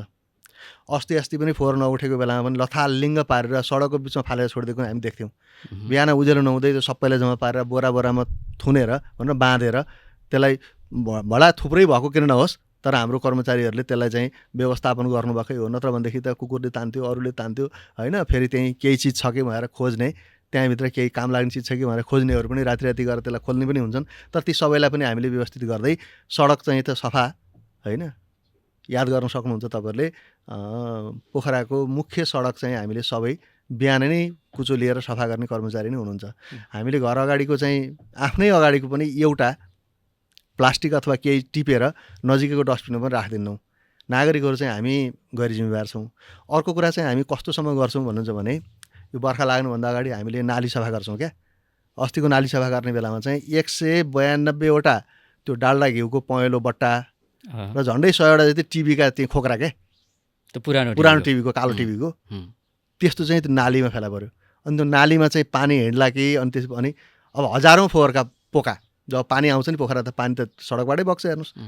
अनि त्यो चाहिँ फोहोरको पोका लगाएर हामीले चाहिँ नालीमा फालिदिन्छौँ। अनि हामी कति जिम्मेवार छौँ त नागरिक। अनि अर्को पनि छोड्नुहोस्, म तपाईँलाई भनौँ पोखराको प्रतिष्ठित ठाउँ भनेको न्यु रोड भन्नुहोस् न, सबै हो। हो न्यु रोड एरियामा त हामी बिहानै बेलुकै गाडीले उठाउँछ। अन्त चाहिँ एक दिन बिराएर 2 दिन बिराएर कोही ठाउँमा हप्ताको पनि उठाउँछ होला कम फोहोर हुने ठाउँमा। त्यो न्यु रोडमा चाहिँ बिहान पनि उठाएको छ, बेलुका पनि उठाएको छ, तर गाडी गएको 2 मिनटपछि फेरि ल्याएर सडकमा फालिदिन्छ। त्यति गैर जिम्मेवार छौँ क्या हामी। अनि गाली चाहिँ के गर्छौँ भन्दाखेरि मेयर हराएको भन्छौँ, फोटो लगाएर टाँसिदिन्छौँ होइन, खिसिटिउरीको विषय गर्छौँ, ट्रोल बनाउँछौँ होइन। त्यसपछि यसमा चाहिँ ट्रोल बनाउने त अब के एउटा सर्टेन पार्टीको साथीहरू हुनुहुन्छ, उहाँहरूलाई अहिले राजनीतिक रूपमा मजा पनि छ होइन, जितेर आउनुभएछ भनेदेखि चाहिँ अनि उहाँहरूले पनि थाहा पाउनुहुन्छ बल्ल चाहिँ यो कति गाह्रो चिज रहेछ होइन, जिम्मेवारी लिएर सत्तामा बसिसकेपछि काम गर्न कति गाह्रो रहेछ भन्ने कुरा आलोचना गरिदिन चाहिँ धेरै नै सजिलो हुन्छ। तर आलोचनाबाट हामी डराएको होइन कि, स्वस्थ खालको गरिदिनु पर्यो। के मेरो रहर थियो होला त यहाँ चाहिँ सडकमा चाहिँ फोहोरको थुप्रो बनाउने चाहिँ थिएन नि, तर किन उठ्न सकेन, हामी किन जिम्मेवार भएनौँ, हामीले के सपोर्ट गर्नुपर्छ, ल आउनुहोस् हामी पनि सकेछौँ भनेर त कसैले भनेन। नागरिककै कुरा गरौँ न, जस्तो तपाईँले भनेको न्यु रोड चिप्लेढुङ्गा भनेको मुख्य बजार व्यस्त हुने एरिया हो पोखराको, सयौं व्यापारिक ठाउँहरू भएको। म केही समय पहिला चिप्लेढुङ्गातिर 4-6 महिना रेगुलर जान्थेँ क्या, बिहानमा मेरो एउटा क्लास थियो। अनि मान्छे सबै चिटिक्क ठिकठाक छ, तर ऊ बिहान निस्कँदा चाहिँ हातमा एउटा पोको बोकेर, त्यति बेला फोहोर मैला उठाउन समस्या पनि थिएन, समस्या भएको यही पछिल्लो समय 1 महिनाभित्र हो, यही 27 दिन त्यति बेला थिएन। तर मान्छे ल्याएको छ, ठ्याक्क ल्याएर चाहिँ चोकमा फालिदियो, उसको ड्युटी सकियो। मैले हिजो यो ढोरपाटन न्युजले लेखेको एउटा आर्टिकल पनि हेर्दै थिएँ, त्यसमा अमेरिकाका ती नागरिक अनि नेपालको भनेर यो पोखराको फोहोरलाई लिएर के अमेरिकामा हिउँ पर्छ एकदम धेरै। त्यो अमेरिकामा के हुन्छ भने त्यो हिउँ चाहिँ घरधनीको घरको अगाडि छ भने त्यो हिउँ हटाउने काम चाहिँ घरधनीको हुँदो रहेछ, र त्यहाँ एक्सिडेन्ट भयो त्यो हिउँको कारणले भने त्यसको जिम्मेवारी पनि घरधनीले लिनुपर्ने रहेछ। हाम्रोमा चाहिँ फोहोर चाहिँ बाटोमा लगिदियो, फालिदियो, सकियो। त्यो मात्रै होइन नि सर, यो बिचमा त के गर्नुभयो भने न्यु रोडको 13 ठाउँमा सडकको बिचमा फाल्नुभयो, अनि बिचमा फालेपछि त बिहानै उठाउनु परिहाल्यो भनेपछि यहाँको छिटो उठाउँदो रहेछ भनेर अर्को पन्थी गल्लीको व्यवसायी साथीहरूले पनि बाटोमा ल्याएर फालिदिनु भयो, बिच बाटोमा है। 2 ठाउँ अहिलेसम्म न्यु रोड र पन्थी गल्लीमा मात्रै बिचमा फालेको देखियो। अर्को चाहिँ त अर्को हरकत के पनि गरिदिनु भयो भने सिर्जना चोकमा त आगो लगाइदिनु भयो हो होइन, त्यहाँ चाहिँ त दमकल ल्याएर निभाउनु, पुलमुनि चाहिँ आगो लगाइदिनु भयो क्या। यस्तो खालको चिजहरू चाहिँ अब गाली मात्रै गर्ने होइन कि, हामी सबै जिम्मेवार भएर फोहोरलाई चाहिँ अलि व्यवस्थित गरौँ। र म अब के तपाईँलाई अनुरोध गर्न चाहन्छु सबै नगरवासीहरूलाई तपाईँ मार्फत भने, हामीले अब 2-3 दिन पछाडि चाहिँ फोहोर रेगुलर उठाउने क्रम सुरु भइसकेपछि कसैले पनि सार्वजनिक ठाउँमा ल्याएर फोहोर फाल्न पाइने छैन है। गाडी आएको बेलामा गाडीमै पठाइदिनु पर्यो, त्यति सहयोग चाहिँ यहाँहरूले गर्नु पर्यो। होइन भने नियमअनुसार चाहिँ त्यो कारबाहीको विषय नै हुन्छ। कुनै पनि सडकमा बाटोमा ल्याएर फोहोर फाल्न पाइन्न, खोल्साखाल्सीमा फाल्न पनि पाइन्न होइन। यो बिचमा त फिर्कीमा पनि कति फालिदिनु भयो, सेतीमा कति फालिदिनु भयो, सबै हामीले देखाएको छौँ। केही साथीहरूले त चाहिँ फोहोर कतै उठाएर लगेर चाहिँ यो महानगरपालिकाले यहाँ फाल्यो हेर है भनेर भिडियो बनाएको पनि हामीले देख्यौँ। महानगरपालिकाले त्यसरी चाहिँ गैर जिम्मेवार तरिकाले जहाँ पाए त्यहीँ लगेर फोहोर विसर्जन गर्ने पनि कुरा हुँदैन। त्यसलाई हेर्ने, पछाडि वातावरणीय पर्यावरण अवस्था अप्ठ्यारो परेको छ भने त्यसमा चाहिँ पाइप समेत राख्ने, त्यसमा भोलि धेरै ग्यास हामीले धेरै फोहोर हामीले यदि गाड्यौँ भने त्यहाँबाट भोलि मिथेन ग्यास पनि निस्कन्छ। त्यसो हुँदाखेरि त्यो ग्यास आउट हुने सिस्टम पनि राख्नुपर्छ यदि धेरै फोहोर पुर्या छ भने क्या। जस्तो हाम्रो यो 2 वर्ष हामीले चाहिँ जुन लामे हालमा फोहोर पुर्यौँ त्यहाँ चाहिँ त त्यहाँ पनि आगलागी भयो एकचोटि, त्यो पनि मिथेन ग्यास पनि निस्केको हुनसक्छ कि भन्यो, तर त्यो चाहिँ पनि आगो लगाइएकै रहेछ होइन। पछि चाहिँ त्यसको पुष्टि भयो, त्यतातिर नलागौँ अब होइन। को मान्छेका केही इन्ट्रेस्टले आगो लगायो भन्ने कुराहरू पनि त्यो चाहिँ अब निभाउनु पनि धेरै गाह्रो हुन्छ, किन भन्दा त्यहाँ चाहिँ ग्यास मिथेन ग्यास निस्कन सक्छ। त्यो चाहिँ वरपरको समुदायमा पनि। त्यसो भएर हामीले बस्तीभन्दा अलिक पर लैजाउँ भनेको कारण के हो भन्दा भोलि कुनै कारणले गर्दा त्यो मिथेन ग्यासमा आगो लाग्यो भनेदेखि चाहिँ नजिक बस्ती भयो भने त नजिक भनेको टाँसिएको त्यस्तो नहोस्, कम्ती नै 100 मिटर वर 200 मिटर वरपर चाहिँ त्यसलाई चाहिँ खाली होस् भन्ने चाहेको कारण एउटा त्यो पनि हो। त्यसमा हामीले तलदेखि एउटा पाइपहरू राखेर ग्यास चाहिँ एकै ठाउँमा डिपोजिट नहुने खालको व्यवस्था पनि गरिरहेको हुन्छौँ होइन। त्यो चाहिँ यदि एकै ठाउँमा डम्प गर्न परेको अवस्थामा पनि भने यस्तो अस्थायी खालको चाहिँ पुर्ने कुरा मात्रै एउटा कुरा। अर्को काम पनि हामीले गरिरहेछौँ। तपाईँलाई चाहिँ प्रसङ्गवश भनौँ, गएको 3 वर्षमा 3 वर्षभन्दा अगाडिको ट्राफिकलाई सोध्नु होला, पोखरामा चौपाएका कारणले गर्दा वर्षमा 10 देखि 13 जना मान्छे मर्थे र 50-60 जना मान्छे एक्सिडेन्टमा पर्थे। स्कुटरको त कुरै नगर्नुहोस् कति पल्टन्थ्यो होइन। यो गएको 3.5 वर्षमा एउटा पनि मान्छेको मृत्यु भएको छैन। त्यो हामीले गौशाला जुन बनाएका छौँ पुरानो ल्यान्डफिल साइट भएको ठाउँमा, त्यहाँ हाम्रो पण्डित कमल नयन गौतमजीले त्यसको चाहिँ व्यवस्थापन गरिदिनु भएको छ। महानगरपालिकाले असाध्यै थोरै मात्रै फाइनेन्सियल सपोर्ट गरेको छ, मोरल सपोर्ट त छ नै होइन। अब हामीले सम्पूर्ण जिम्मेवारी साझेदारी नै गरेका छौँ, तर त्यसको सम्पूर्ण त्यो सडकमा चाहिँ मर्न छोडेका गाई चौपायाहरूलाई उहाँले त्यहाँ चाहिँ हामीले खेदेर त्यहाँ पुर्याउँछौँ, उहाँहरूले संरक्षण गर्नुभएको छ। त्यहाँ 100 लिटरभन्दा बढी दुध चाहिँ मर्न पठाएका चौपायाबाट चाहिँ उत्पादन हुन्छ र त्यो चाहिँ एउटा हेर्न लायक पुष्करणी गोकुल धाम भनेर बनेको छ होइन। त्यहाँ चाहिँ अर्गानिक मलदेखि लिएर धेरै चिजहरू पनि बनाएको छ। त्यो एउटा धार्मिक स्थलका रूपमा पनि विकास भएको छ। यो चाहिँ सडकभित्रको चौपायाको व्यवस्थापन गरेको कारणले गर्दाखेरि भएको विषय हो। अब अर्को चाहिँ हामी यो भुसिया कुकुरहरूको कारण, भुसिया कुकुर भन्न पाइन्न, अहिले त कम्युनिटी डग भन्नुपर्छ होइन। अब यो कुकुरहरूको व्यवस्थापन पनि का लागि चाहिँ हामीले सार्वजनिक रूपमा कोही त्यस्तो संस्थाहरू छ भने साझेदारीका लागि पनि आह्वान गरेका छौँ। म तपाईँहरू मेरो संवादको बिचबाट पनि कोही सामुदायिक कुकुरको क्षेत्रमा काम गर्न चाहने सङ्घ संस्थाहरू हुनुहुन्छ भने हामी पार्टनरसिप गर्न तयार छौँ। हस्टेलको यो वर्ष हामी रातो किताबमै पैसा पनि राखेका छौँ होइन। सामुदायिक कुकुरको हस्टेलका लागि चाहिँ, हस्टेलै भनौँ न होइन, शब्द चाहिँ मान्छेहरू बच्चाहरू बस्नको लागि बनाउने होस्टल हो। कुकुरको लागि चाहिँ के भन्छ त्यो चाहिँ यदि होस्टल मिलेन भने त्यो शब्द चाहिँ मिलाएर बुझ्नु होला। अहिलेलाई त्यही भनेर बुझौँ होइन। कुकुरको आश्रयस्थल भनौँ न, समुदायमा छरिएर रहेकालाई। तर हामीले वर्षमा चाहिँ 7500 भन्दा बढी कुकुरको चाहिँ भ्याक्सिनेमी गर्छौँ। यदि त्यो नगरेको हुन्थ्यो भनेदेखि त्यहाँ कत्रो जुलुस हुन्थ्यो होला कुकुरको होइन। कुकुरलाई पनि नियन्त्रण गर्ने काम पनि गरिरहेछौँ। घरपालुवा कुकुरहरूलाई दर्ता गर्नुपर्ने व्यवस्थाहरू पनि गरेका छौँ। अब सडकभित्र चाहिँ, र अर्को कुरा चाहिँ मैले यो भन्दै थिएँ, त्यो हाम्रो ल्यान्डफिल साइटमा दुईवटा चिज हामी लाँदैनौँ। एउटा, अब कसैले मुसो सुसो मरेको छ र चाहिँ कुनै पोको पारेर त्यही फोहोरभित्र फालेको छ भने त थाहा हुने कुरो भएन। 1 किलोभन्दा बढीको चाहिँ बिरालो अथवा चाहिँ कुनै चौपाए कुकुर होइन, अरू ठुलो जनावर केही मरेको छ भने त्यो चाहिँ हामी त्यहाँ लाँदैनौँ। त्यसलाई लैजाने ठाउँ छुट्टै छ होइन। त्यो भल्चर रेस्टुरेन्ट पनि भन्न बुझ्न सकिन्छ। अब गिद्धले खाने ठाउँ चाहिँ त्यो अलि परै छ। त्यो ठाउँ भन्यो भने त भोलिबाट त्यहीँ पनि विरोध हुन्छ। त्यसो भएर चाहिँ यो 3 वर्षदेखि फालिरहेको छु, कसैले थाहा पाएको छैन, गिद्धले मात्रै थाहा पाएको छ होइन। गिद्धले र महानगरको पनि त्यो सम्बन्धित युनिटले मात्रै थाहा पाएको छ होइन। सामान्यतया दिनमा एउटा कुकुर अथवा एउटा चौपाया मरिरहेकै हुन्छ सर। एक दिन बिराएर जस्तो हामीले त्यहाँ चाहिँ पर्खिरहेकै हुन्छन् गिद्धहरू। त्यसलाई चाहिँ हामीले उहाँहरूको पनि रेस्टुरेन्ट चलाइदिएकै छौँ होइन। उहाँहरूको भान्सा चाहिँ चलेकै छ। अब व्यवस्थित खालको भल्चर रेस्टुरेन्ट त नवलपुरमा छ। अब अहिले चाहिँ हाम्रो पुरानो ल्यान्डफिल साइडको पारिपट्टि दोबिल्लाको डी भिल्ला भन्ने रेस्टुरेन्ट छ नि, त्यसको पारिपट्टि चाहिँ 19-20वटा चाहिँ सिमलको रुख छ। त्यहाँ बेलुकातिर जानुभयो भने त्यहाँ चाहिँ झन्डै 1000 जति गिद्ध बसेको पनि हामी देख्छौँ। भने गिद्धको वासस्थान हाम्रो वरपर नै छ होइन। हाम्रो कृष्णमणिजी चाहिँ यो अब पंक्षीको एउटा विज्ञ पनि हुनुहुन्छ पोखरामा, हाम्रो पत्रकार, उहाँलाई धेरै थाहा छ यसको बारेमा। हामी एकचोटि चाहिँ उहाँ नवलपुर पनि गएको थियौँ। नवलपुरबाट उडेको गिद्ध स्याङ्जाको चापाकोट हुँदै हाम्रो घाचोकमा चाहिँ 48 मिनटमा आउँदो रहेछ होइन। त्यो पनि त्यहाँ ट्र्याकिङ गरेर त्यसरी हेर्न पनि सकिने रहेछ क्या। त्यसो भएर गिद्ध त्यसरी जहाजै जस्तो पनि उड्दो रहेछ होइन। र उसको कहाँ कसरी जान्छ भन्ने कुराहरू पनि यसका विज्ञहरूले भन्न सक्ने अवस्था पनि रहेछ। त्यसो भएर चाहिँ हामी गिद्ध चाहिँ त अब ठुलो सङ्ख्यामा चाहिँ नष्ट भयो गएको 8-10 वर्षमा, त्यसको त्यो छुट्टै टपिक रह्यो। तर चाहिँ हामी त्यो पनि हाम्रो समाजलाई व्यवस्थित गर्न, यो इकोसिस्टम चलाउनलाई गिद्ध पनि चाहिन्छ। त्यही भएर गिद्धले पनि बाँच्न पाउनु पऱ्यो, त्यसलाई पनि संरक्षण गर्नु पऱ्यो। हाम्रो फोहोर मैलाको पनि व्यवस्थापन हुनु पऱ्यो, घरबाट निस्कने कुराहरू पनि व्यवस्थित गर्दै जानु पऱ्यो भन्ने कुरा हो। म अब चाहिँ के अनुरोध गर्छु भने त हामी 2-3 दिनपछि एउटा रेगुलर फोहोर उठाउने सिस्टम नहुने बेलासम्म त अहिले अब भाडामा बस्नु भएको छ, एउटा कोठाभन्दा छैन भने धेरै दिनसम्म तपाईँको घर कोठाको सबै फोहोर चाहिँ तपाईँको कोठाभित्र राख्नुहोस् भन्न पनि सकिएन होइन। बाध्य भएर उहाँहरू निकाल्नु पऱ्यो। निकाल्दाखेरि चाहिँ जहाँ चाहिँ थुप्राइएको छ त्यही ठाउँमा मात्रै राखिदिनुहोस्, जताभाती नराखिदिनुहोस्। कम्तीमा पनि 500 मिटरको दूरीमा चाहिँ मात्रै राखिदिनु सक्यो भने राम्रो हुन्थ्यो नि त होइन। यहाँ त आफूलाई जहाँ अनुकूल चाहिँ त्यहीँ फाल्दै हिँड्यो होइन। त्यस्तो खालको पनि देखियो। र अर्को फिर्के लगायतको ठाउँहरूमा पनि नफालिदिनुहोस्। अर्को विभूति पार्क जाने बाटो छ सरङ बागलुङ, पुरानो हाम्रो बागलुङ बस पार्क भन्थ्यौँ, त्यसलाई हामीले विन्ध्यवासिनी बस पार्क भनेका छौँ। त्यहाँदेखि माथि विभूति के अरे पार्क जाने बाटोको दायाँ बायाँ पनि निकै ठुलो चाहिँ भोल्युममा चाहिँ त्यहाँ लगेर फालिदिनु भएको रहेछ। मर्निङ वाक गयो त्यहीँ फालिदियो, स्कुटर चढेर गयो त्यहीँ फालिदिएर आयो। यस्तो खालको बाटैमा डम्पिङ साइड पनि नबनाइदिनुहोस्। हामी चाहिँ एक ठाउँमा कलेक्सन गरिदिनुहोस्, हामी उठाउँछौँ होइन। साँझ बिहान जसरी भए पनि उठाउँछौँ। सबै नागरिकको दायित्व हो भन्न चाहन्छु। तपाईँले पटक अनुरोध गर्नुभयो, कारवाहीसम्म पनि हुन्छ भन्नुभयो, तर नागरिकलाई सोद्धाखेरि किन फाल्नुहुन्छ बाटोमा फोहोर?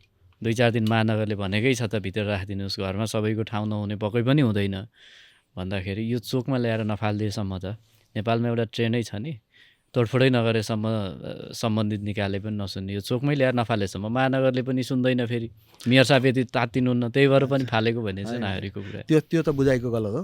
हामी चाहिँ एकदम तात्तिएकै छौँ। अब के भन्ने बिहानदेखि रातिसम्म यो ठाउँमा लागेकै छौँ। सबै अध्यक्षहरू पनि लाग्नु भएको छ। केही सामाजिक अभियन्ताहरूको पनि राम्रो साथ सहयोग छ। हेर्नुहोस् यसमा चाहिँ कसरी गर्न सकिन्छ होइन। म हाम्रो रामबहादुर पौडेलजीलाई पनि सम्झाउन चाहन्छु। उहाँले एकदमै धेरै चासोका साथमा कहाँ गर्न सकिन्छ, कहाँ गएर बोलेर हुन्छ होइन, यो फोहोरलाई यसो गरौँ भनेर चाहिँ एउटा चासो चाहिँ साथीहरू नागरिक समाजमा गर्नुभएकै छ। तर प्र्याक्टिकल भएनौँ कि हामी अलिकति। यो नागरिककै लागि नै हेर्छ। पोखरा महानगरपालिकामा कति लाख घर छन्? 1,48,725। 1,48,000 प्रत्येक घरले तिर्नुपर्छ होला नि। अब मैले सुने अनुसार 14-15 हजार घरले मात्रै बनाउनु भएको छ कार्ड जम्मा भनेको झन्डै 85%ले तिर्नुहुन्न। तर उहाँले भन्नुहुन्छ हामी फोहोरको पैसा पनि तिर्छौँ, भ्याट सहित तिर्छौँ भन्नुहुन्छ। अब केही दिन पछाडि सबैले सुन्नुहोस् है, केही दिन पछाडि जब तपाईँको रेगुलर गाडी फोहोर उठाउन आउँछ त्यसपछि बिना कार्डको फोहोर चाहिँ उठाउँदैन। यहाँ अहिले त कार्ड बिनाको बाटोमा ल्याएर कसले फाल्छ भने त जसमा कार्ड छैन होइन, उसैको चर्को चोरी गर्छ भनौँ न, त्यो त चोरेकै हो नि होइन। जस्तो ट्राफिक नदेख्ने बेलामा हामी ट्राफिक रुल चाहिँ उल्लङ्घन गरेको देख्छौँ नि धेरै। अब त्यसो गर्ने पनि ठाउँ छैन। सबै ठाउँ तपाईँ सिसी क्यामेराको चाहिँ अब भनौँ न नजरमा पनि पर्नुहुन्छ। अनि तपाईँको फोहोरलाई पनि हामी के लाएर हेर्छौँ फेरि, जसले जसरी फाल्या छ कुनै न कुनै दसी प्रमाण चाहिँ कसको भन्ने पत्ता लाग्छ। त्यसपछि पहिलो चरणमा चाहिँ अब त्यहाँ 1500 देखि 5000 1 लाखसम्मको जरिवानाको व्यवस्था छ। त्यो जरिवाना तिर्ने कुराको त हामीले अस्ति भनि नै सकेका छौँ। अहिले चाहिँ जरिवाना किन सुरु नगरेको, पर्यवेक्षकहरू त्यहाँ भएर पनि किन नसमातेको भन्दाखेरि चाहिँ रेगुलर गाडी त्यो हुनका लागि त गाडी आउनु पऱ्यो नि त, घर घरमा गाडी आएको व्यवस्था हुनु पऱ्यो नि त। त्यो नगरिकन हामीले पनि जरिवाना गर्छौँ भन्नु हामीले पनि मिल्दैन। त्यो भएर चाहिँ हामीले अहिले पर्खेको तपाईँको घरमा जब रेगुलर चाहिँ पहिलाको जस्तै गरेर गाडी आउने व्यवस्था सुरु हुन्छ त्यस बेला चाहिँ फेरि सडकमा ल्याएर फाल्नुभयो भने तपाईँको दायित्व हो नि, हरेक नागरिकको दायित्व हो नि सडक सफा राख्ने, आफ्नो सहर सफा राख्ने होइन, सभ्य हुँ भन्ने, अर्कालाई धेरै धेरै अर्थ उपदेश दिने, तर आफै चाहिँ उल्लङ्घन गर्न त गर्नु भएन। अब यति व्यस्त हुनुहुन्छ, हामी नै यो 5-7 दिन कुरा गर्दाखेरि तपाईँ मैले हाम्रो जति बेला सम्पर्क हुँदा पनि तपाईँ यो फोहोरकै विषयमा हुनुहुन्थ्यो ठाउँ खोज्ने क्रममा। म यसपछि पनि आज अब भोलिबाटको लागि ठाउँै हेर्न जाने हो, साथीहरू कुर्नु भएको छ तल। त्यसो भएको पनि आशा गरौँ भरेसम्म मैले तपाईँलाई फोन गरेर अब समस्या समाधान भयो भन्न पाऊँ होइन। यति धेरै आलोचना कि यति धेरै आलोचना मेयरले अहिले फोहोरमा भ्रष्टाचार गरिरहेछ। भ्रष्टाचार र तपाईँको नाम त अहिले थर जस्तो राख्दिन थाल्यो। यो त एकजना मान्छेले भनिरहेको छ हेर्नुहोस्, को मान्छे भन्ने दुनियाँले चिनेका छन् होइन। भनिदिनुहोस् न तपाईँ। मैले भन्नु जरुरी छैन, त्यस्तो जरुरी जसले ताल पुरिरहेछ होइन, अनधिकृत तरिकाले दिनदिनै समातिन्छ, त्यसलाई चाहिँ डाइभर्ट गर्नका लागि चाहिँ त्यो भनेको कुरा हो। फोहोरमा अब त्यहाँ चाहिँ जग्गा बेचेर चाहिँ 33 नम्बरमा करोडौँ पैसा खायो भनेको छ। न जग्गा किनेको छ, न सरकारको 1 रुपियाँ तिरेको छ। अनि कसले पैसा खान्छ? वडा अध्यक्षले पैसा कहाँ खायो, मेयरले पैसा कहाँ खायो होइन। अब यो फोहोर उठाउँदाखेरि चाहिँ कसैले पैसा तिर्नु भएको छ त महानगरलाई, फोहोर उठाउने कम्पनीहरूलाई होइन। त्यही मैले भने 14-15 हजार कति घरले चाहिँ 8वटा कम्पनी छन्, तिनले वार्षिक रूपमा शुल्क तिरेको जे छ त्यो अनुसार मात्रै, नतिरेको ठाउँ भने उठाइरहेका छन् होइन। वडा नम्बर 16 भन्दा माथिका चाहिँ वडाहरूले त पैसा पनि तिर्दैनन्, त्यहाँ पनि गएर उठाइरहेकै छन् होइन। उनीहरूलाई पनि हामीले तपाईँको यो कर्पोरेट सोसियल रेस्पोन्सिबिलिटी अन्तर्गत पनि उठाउनुहोस् भनेको छ। अनि फोहोरमा कहाँबाट कसले भ्रष्टाचार गर्छ, तर चाहिँ त्यसमा हामीले नजिकबाट हेरिरहेछौँ कसले के खालको स्क्यान्डल गरिरहेछ, के स्वार्थ छ। कहिलेकाहीँ यता बन्दुक पड्काएर उता जाने हो नि त। जब 2 दिन बिदा हुन्छ फेवातालको किनारमा छाप्रा हालेको हामी देखिहाल्छौँ, बुझ्नु भएन। बिदाको दिन आउँछ, आज पनि हाम्रो प्रहरीले त्यहाँ चाहिँ कति उठाएर ल्याइरहेछ। त्यहाँ पनि त पल्लो घर छ, ओल्लो छिमेकी छ, सबैलाई थाहा हुन्छ नि। अनि हामीलाई मात्रै गाली गरेर हुन्छ र? बनाउन पाइँदैन, यो अनधिकृत ठाउँ हो, गर्न मिल्दैन, यो पुर्न मिल्दैन, यो सिमसार क्षेत्र हो भन्ने सबैलाई थाहा छैन। अनि त्यो नगर प्रहरी नै जानुपर्ने हुन्छ त, त्यो त अरूले भन्ने पनि हुन्थ्यो होला होइन। यस्ता खालका कुराहरू छन्। कतिपय राजनीतिक विषय जोडिएका छन्, मेरै पार्टीसँग जोडिएका विषय पनि छन् होला होइन। तर ती चाहिँ यहाँसँग सुशासनसँग जोड्न मिल्दैन। र मलाई त ढुङ्गो होस् त माटो होस् भनेर म डराउनेवाला पनि छैन। धनराज आचार्यले कहाँ भ्रष्टाचार गरेर प्रमाणसहित दिएर आउनु पऱ्यो नि, त्यसै भनिदिएर हुन्छ भन्न पाइन्छ त्यसरी। त्यसो भएको हुनाले मैले हेरिरहेको छु यो कुन मान्छेले केका लागि गरिरहेछन् भन्ने कुराहरू चाहिँ हेरिरहेको छु। म सार्वजनिक ठाउँमा डिबेट गर्न तयार छु। प्रमाणसहित आयो भने जुनसुकै खालको चाहिँ कारवाही त मलाई गर्नुपर्ने ठाउँै छैन, के को कारवाही भोग्ने भन्ने होइन, गरेकै छैन। मसँग लोभ पनि छैन, डर पनि छैन। त्यो धम्काएर कसैले धम्काएर म धम्किनेवाला पनि छैन क्या। अहिलेसम्म भनेको कम्प्रोमाइज गर्दैला कि डराउला कि यस्तो यस्तो भनिदिएर कोही मिडिया प्रयोग गरेर, केही पकेटको चाहिँ मिडिया प्रयोग गरेर दिनदिनै लेखिरहेको हुन्छ क्या। दिनदिनै 4वटा 5वटा न्युज लेखिरहेको हुन्छ। लेख्ने भयो त अरू नेसनल मिडियाहरूले पनि त लेख्थ्यो होला नि त, ओभरसाइड एजेन्सीहरूले छोड्थ्यो होला त गल्ती गरे भए होइन। त्यसो भएको हुनाले यस्तासँग तँ झिङ्गो होस्, तँ ढुङ्गो होस्, तँ माटो होस् भनेर डराउने कुरा पनि रहेन, होइन। म चाहिँ पोखरालाई एउटा सुन्दर, होइन, टुरिस्टिक सिटी हो, पर्यटनको राजधानी सहर हो। यसमा सबै मिलेर green city clean city project अगाडि बढाएका छौँ। थुप्रै डेभलपिङ पार्टनर थ्रु 33 अर्बभन्दा बढीका थुप्रै परियोजनाहरू सुरुवात भएका छन्, होइन। ती सबैलाई ल्यान्डिङ गर्दाखेरि चाहिँ हामीले एउटा साँच्चै पोखरा अर्को 20 वर्ष 25 वर्ष पछाडिसम्मको लागि चाहिँ हेरेर परियोजनाहरू र योजनाहरू अगाडि बढाएका छौँ हामीले। त्यसमा हुनाले महानगरपालिका यहाँहरू सबैको साथमा छ। र अब आज अरू विषयमा त छलफल गर्ने चाहिँ समय रहेन। यत्रो ठुलो धेरै साथीहरूले मलाई प्रश्न सोधिरहेको छ, पुरानो नगरपालिकाको कार्यालय त्यसरी नै भनौँ न त्यो नेट राखेर राख्ने हो कि के भनेर भन्नुभएको छ। चुनावको लगत्तै, चुनाव सकिएको लगत्तै हामी महानगरपालिकाको कार्यालय, अहिले नगरपालिका राष्ट्रिय वाणिज्य ब्याङ्कको कार्यालय नयाँ बजारमा सरेका छौँ। हामी सबै त्यहाँ सरिसक्यौँ, दमकलबाट पनि त्यहाँ सरिसक्यौँ। अहिले प्रमुख उपप्रमुख लगायत सबैको कार्यालय। महानगर कहाँ छ भन्दाखेरि पहिला न्यु रोडमा थियो, अहिले नयाँ बजारमा वाणिज्य ब्याङ्कको गण्डकी प्रदेशको कार्यालय भएको, चाइनिज इटाले बनाएको कार्यालय भएको ठाउँमा महानगरपालिकाको कार्यालय छ। चुनावको लगत्तै सकिएपछि चाहिँ अहिले आचार संहिता लाग्ने भएर हो हामीले चाहिँ महानगरको प्रधान कार्यालयको शिलान्यास पनि गर्छौँ। र पुरानो कार्यालय भएको ठाउँमा चाहिँ अहिले प्राविधिक हिसाबले चाहिँ हामीले त्यति ठाउँमा के बन्न सक्छ भन्ने खालको एउटा अध्ययन विश्लेषण गरिरहेछौँ। अब महानगर त्यहाँ सर्दैन। महानगर चाहिँ त्यो त्यति सानो ठाउँमा सबै हुँदैन। अहिले त हाम्रो 5वटा महाशाखा त बाहिरै थिए नि, त्यस कारणले गर्दा सबै अट्ने खालकै महानगर बनाउनुपर्छ। त्यसो भएर हामी त्यहाँ चाहिँ बनाउने छौँ, त्यो पनि सुरुवात गर्छौँ भन्ने कुरा सबैलाई, नगरवासीहरूलाई अनुरोध गर्दै आज हामी छलफल फोहोरमै गऱ्यौँ। फोहोर होइन, फोहोरकै फोहोर महिला व्यवस्थापनको सन्दर्भको एपिसोड भयो, होइन। एउटा हामी फोहोरभन्दा बाहिरको थुप्रै कुराहरू छन्। हाम्रो सहमति नै भइसकेको छ 50 एपिसोडमा कुराकानी गर्ने। आवश्यक पऱ्यो भने त्यो बिचमा नै गर्छौँ, होइन। तर फोहोरभन्दा बाहिरको एउटा मात्रै यसलाई छोटोमा भनिदियो हुन्छ। पोखरा जस्तो थियो अहिले त्यस्तो छैन। हरेक पटक पोखराका यी बाटाहरू जुन छन् नि, घरि यता खन्या छ, घरि उता खन्या छ, यो कसले खन्या छ? महानगरले अब गाली त तपाईँलाई नै गर्छन्, कहिलेकाहीँ झोक चल्यो भने हामी पनि गरिन्छ। खन्या छ चाहिँ कसले, किन बिगारिरहेको छ? अब यसमा चाहिँ अब यो सरकारी समन्वय नभएको कारणले गर्दा यस्तो भएको हो। पहिला चाहिँ अस्फाल्ट गऱ्यौँ हामीले, सडकले अस्फाल्ट गऱ्यो, त्यसपछि चाहिँ खानेपानीको पाइप लैजानका लागि चाहिँ जाइकाले खन्यो। त्यसले पनि टालटुले पालेर छोड्यो। हेर्नुहोस्, पुरै पुरानो जस्तै बनाउने भनेको थियो, सकियो। अहिले हामीले चाहिँ खास गरी यसमा मेरो नै बढी पहल छ। यसमा चाहिँ भरतपुरमा सुरु गर्यो, पोखरा पनि पर्यटनको राजधानी हो, यसलाई पनि जोड्नुपर्छ भनेपछि सहस्र स्वीकार गरेर झन्डै 3 अरबको प्रोजेक्ट चाहिँ यो अन्डरग्राउन्ड गर्ने सुरुवात भयो। त्यसलाई चाहिँ स्टार्टिङमा चाहिँ त्यो 132 केबीबाट सुरु गरेको थियो। त्यसलाई मैले नै फेरि चाहिँ विशेष रिक्वेस्ट गरेँ, कम्तीमा एयरपोर्टदेखिबाट गरौँ, 300 मिटर उताबाट गर्दाखेरि केही बिग्रदैन भनिसकेपछि त्यो पनि त्यसमा पनि थोरै समस्या आयो।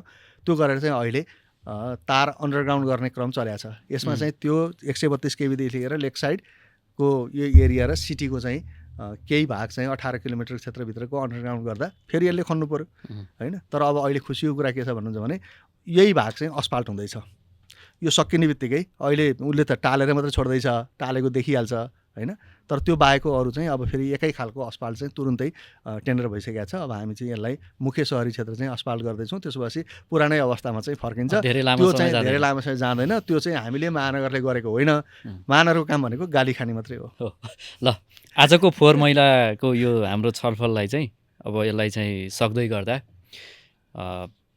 फोहोर बाटोमा निकाल्ने अथवा फोहोर व्यवस्थापन गर्नुपर्ने नागरिक, फोहोर मैलामा अवरोध गर्ने, राजनीति गर्ने राजनीतिक दल र जहाँ हामी प्रशोधन केन्द्र बनाउने भनेर लाग्यौँ, लामो समयदेखि महानगर लाग्यो, त्यहाँ कतिपय सबै हिसाबले नागरिकलाई दोष नदिउँ, तर नबुझेका अवरोध गर्ने नागरिक, सायद फोहोरको समस्या यहीँनिर होला। यो 3टा पक्षलाई चाहिँ हजुरको मेसेज चाहिँ के छ? बुझ नपचाउँ, यति भए पुग्छ। जे हो त्यही बुझिदियो भने समस्या हुँदैन। जिम्मेवार बनाऊ, त्यति हो कुरा। पोखरावासीलाई त हामी सबै मिलेर चाहिँ हाम्रो सहर सफा राखौँ। यो ग्रिन पोखरा क्लिन पोखरा हामी यो चाहिँ हाम्रो कल्चर के हो भन्दाखेरि बिहान उठेर आफ्नो आँगन सफा गर्ने, कुचो लगाउने कल्चरबाटै सुरु भएको। खास गरिकन अझ लाउरे, होइन, ब्रिटिसमा इन्डियाको लाउरे भएर चाहिँ त्यहाँ काम गरेर आउनुभएको दाजुहरूले चाहिँ पुरुषले पनि कुचो लगाउन हुन्छ भन्ने कल्चर सुरु गरेको सहर हो पोखरा। नत्र कतिपय ठाउँमा महिलाले मात्रै कुचो लाउने भन्ने थियो, त्यो होइन, जसले गरे पनि हुन्छ। आफ्नो घर सफा गरौँ, कम्पाउन्ड सफा गरौँ, आफ्नो अगाडिसम्मको बाटो पनि सफा गरौँ भन्ने कल्चर चाहिँ अगाडि बढाउँ। अलि अगाडिसम्म चाहिँ हरेक शनिबार चाहिँ आफ्नो टोल सफा गर्ने थियो। म सबै टोल विकास संस्था आमा समूहहरूलाई पनि यो शनिबारको चाहिँ टोल सफा गर्ने अभियान पनि फेरि सुरु गर्न पनि अनुरोध गर्छु। बरु त्यसमा हामी के साझेदारी गर्नुपर्छ होइन, सरसफाइ गर्ने सामग्रीहरूदेखि लिएर अरू केही सपोर्ट गर्नुपर्छ महानगरपालिकाले भने हामी त्यो पनि सहयोग गर्न तयार छौँ। सबै मिलेर हाम्रो सहरलाई सफा राखौँ होइन, एउटा सुन्दर सहर बनाउनका लागि हामी सबैको साथ सहयोग रहोस् भन्ने म अनुरोध गर्छु। हुन्छ मेयर साहब, फोहोर व्यवस्थापनको काम छिटै सकियोस्, शुभकामना छ। हस्, फेरि कुरा आशा गरौँ यो छिटै सकिन्छ। हस्, थ्याङ्क थ्याङ्क यू। यू। हस्।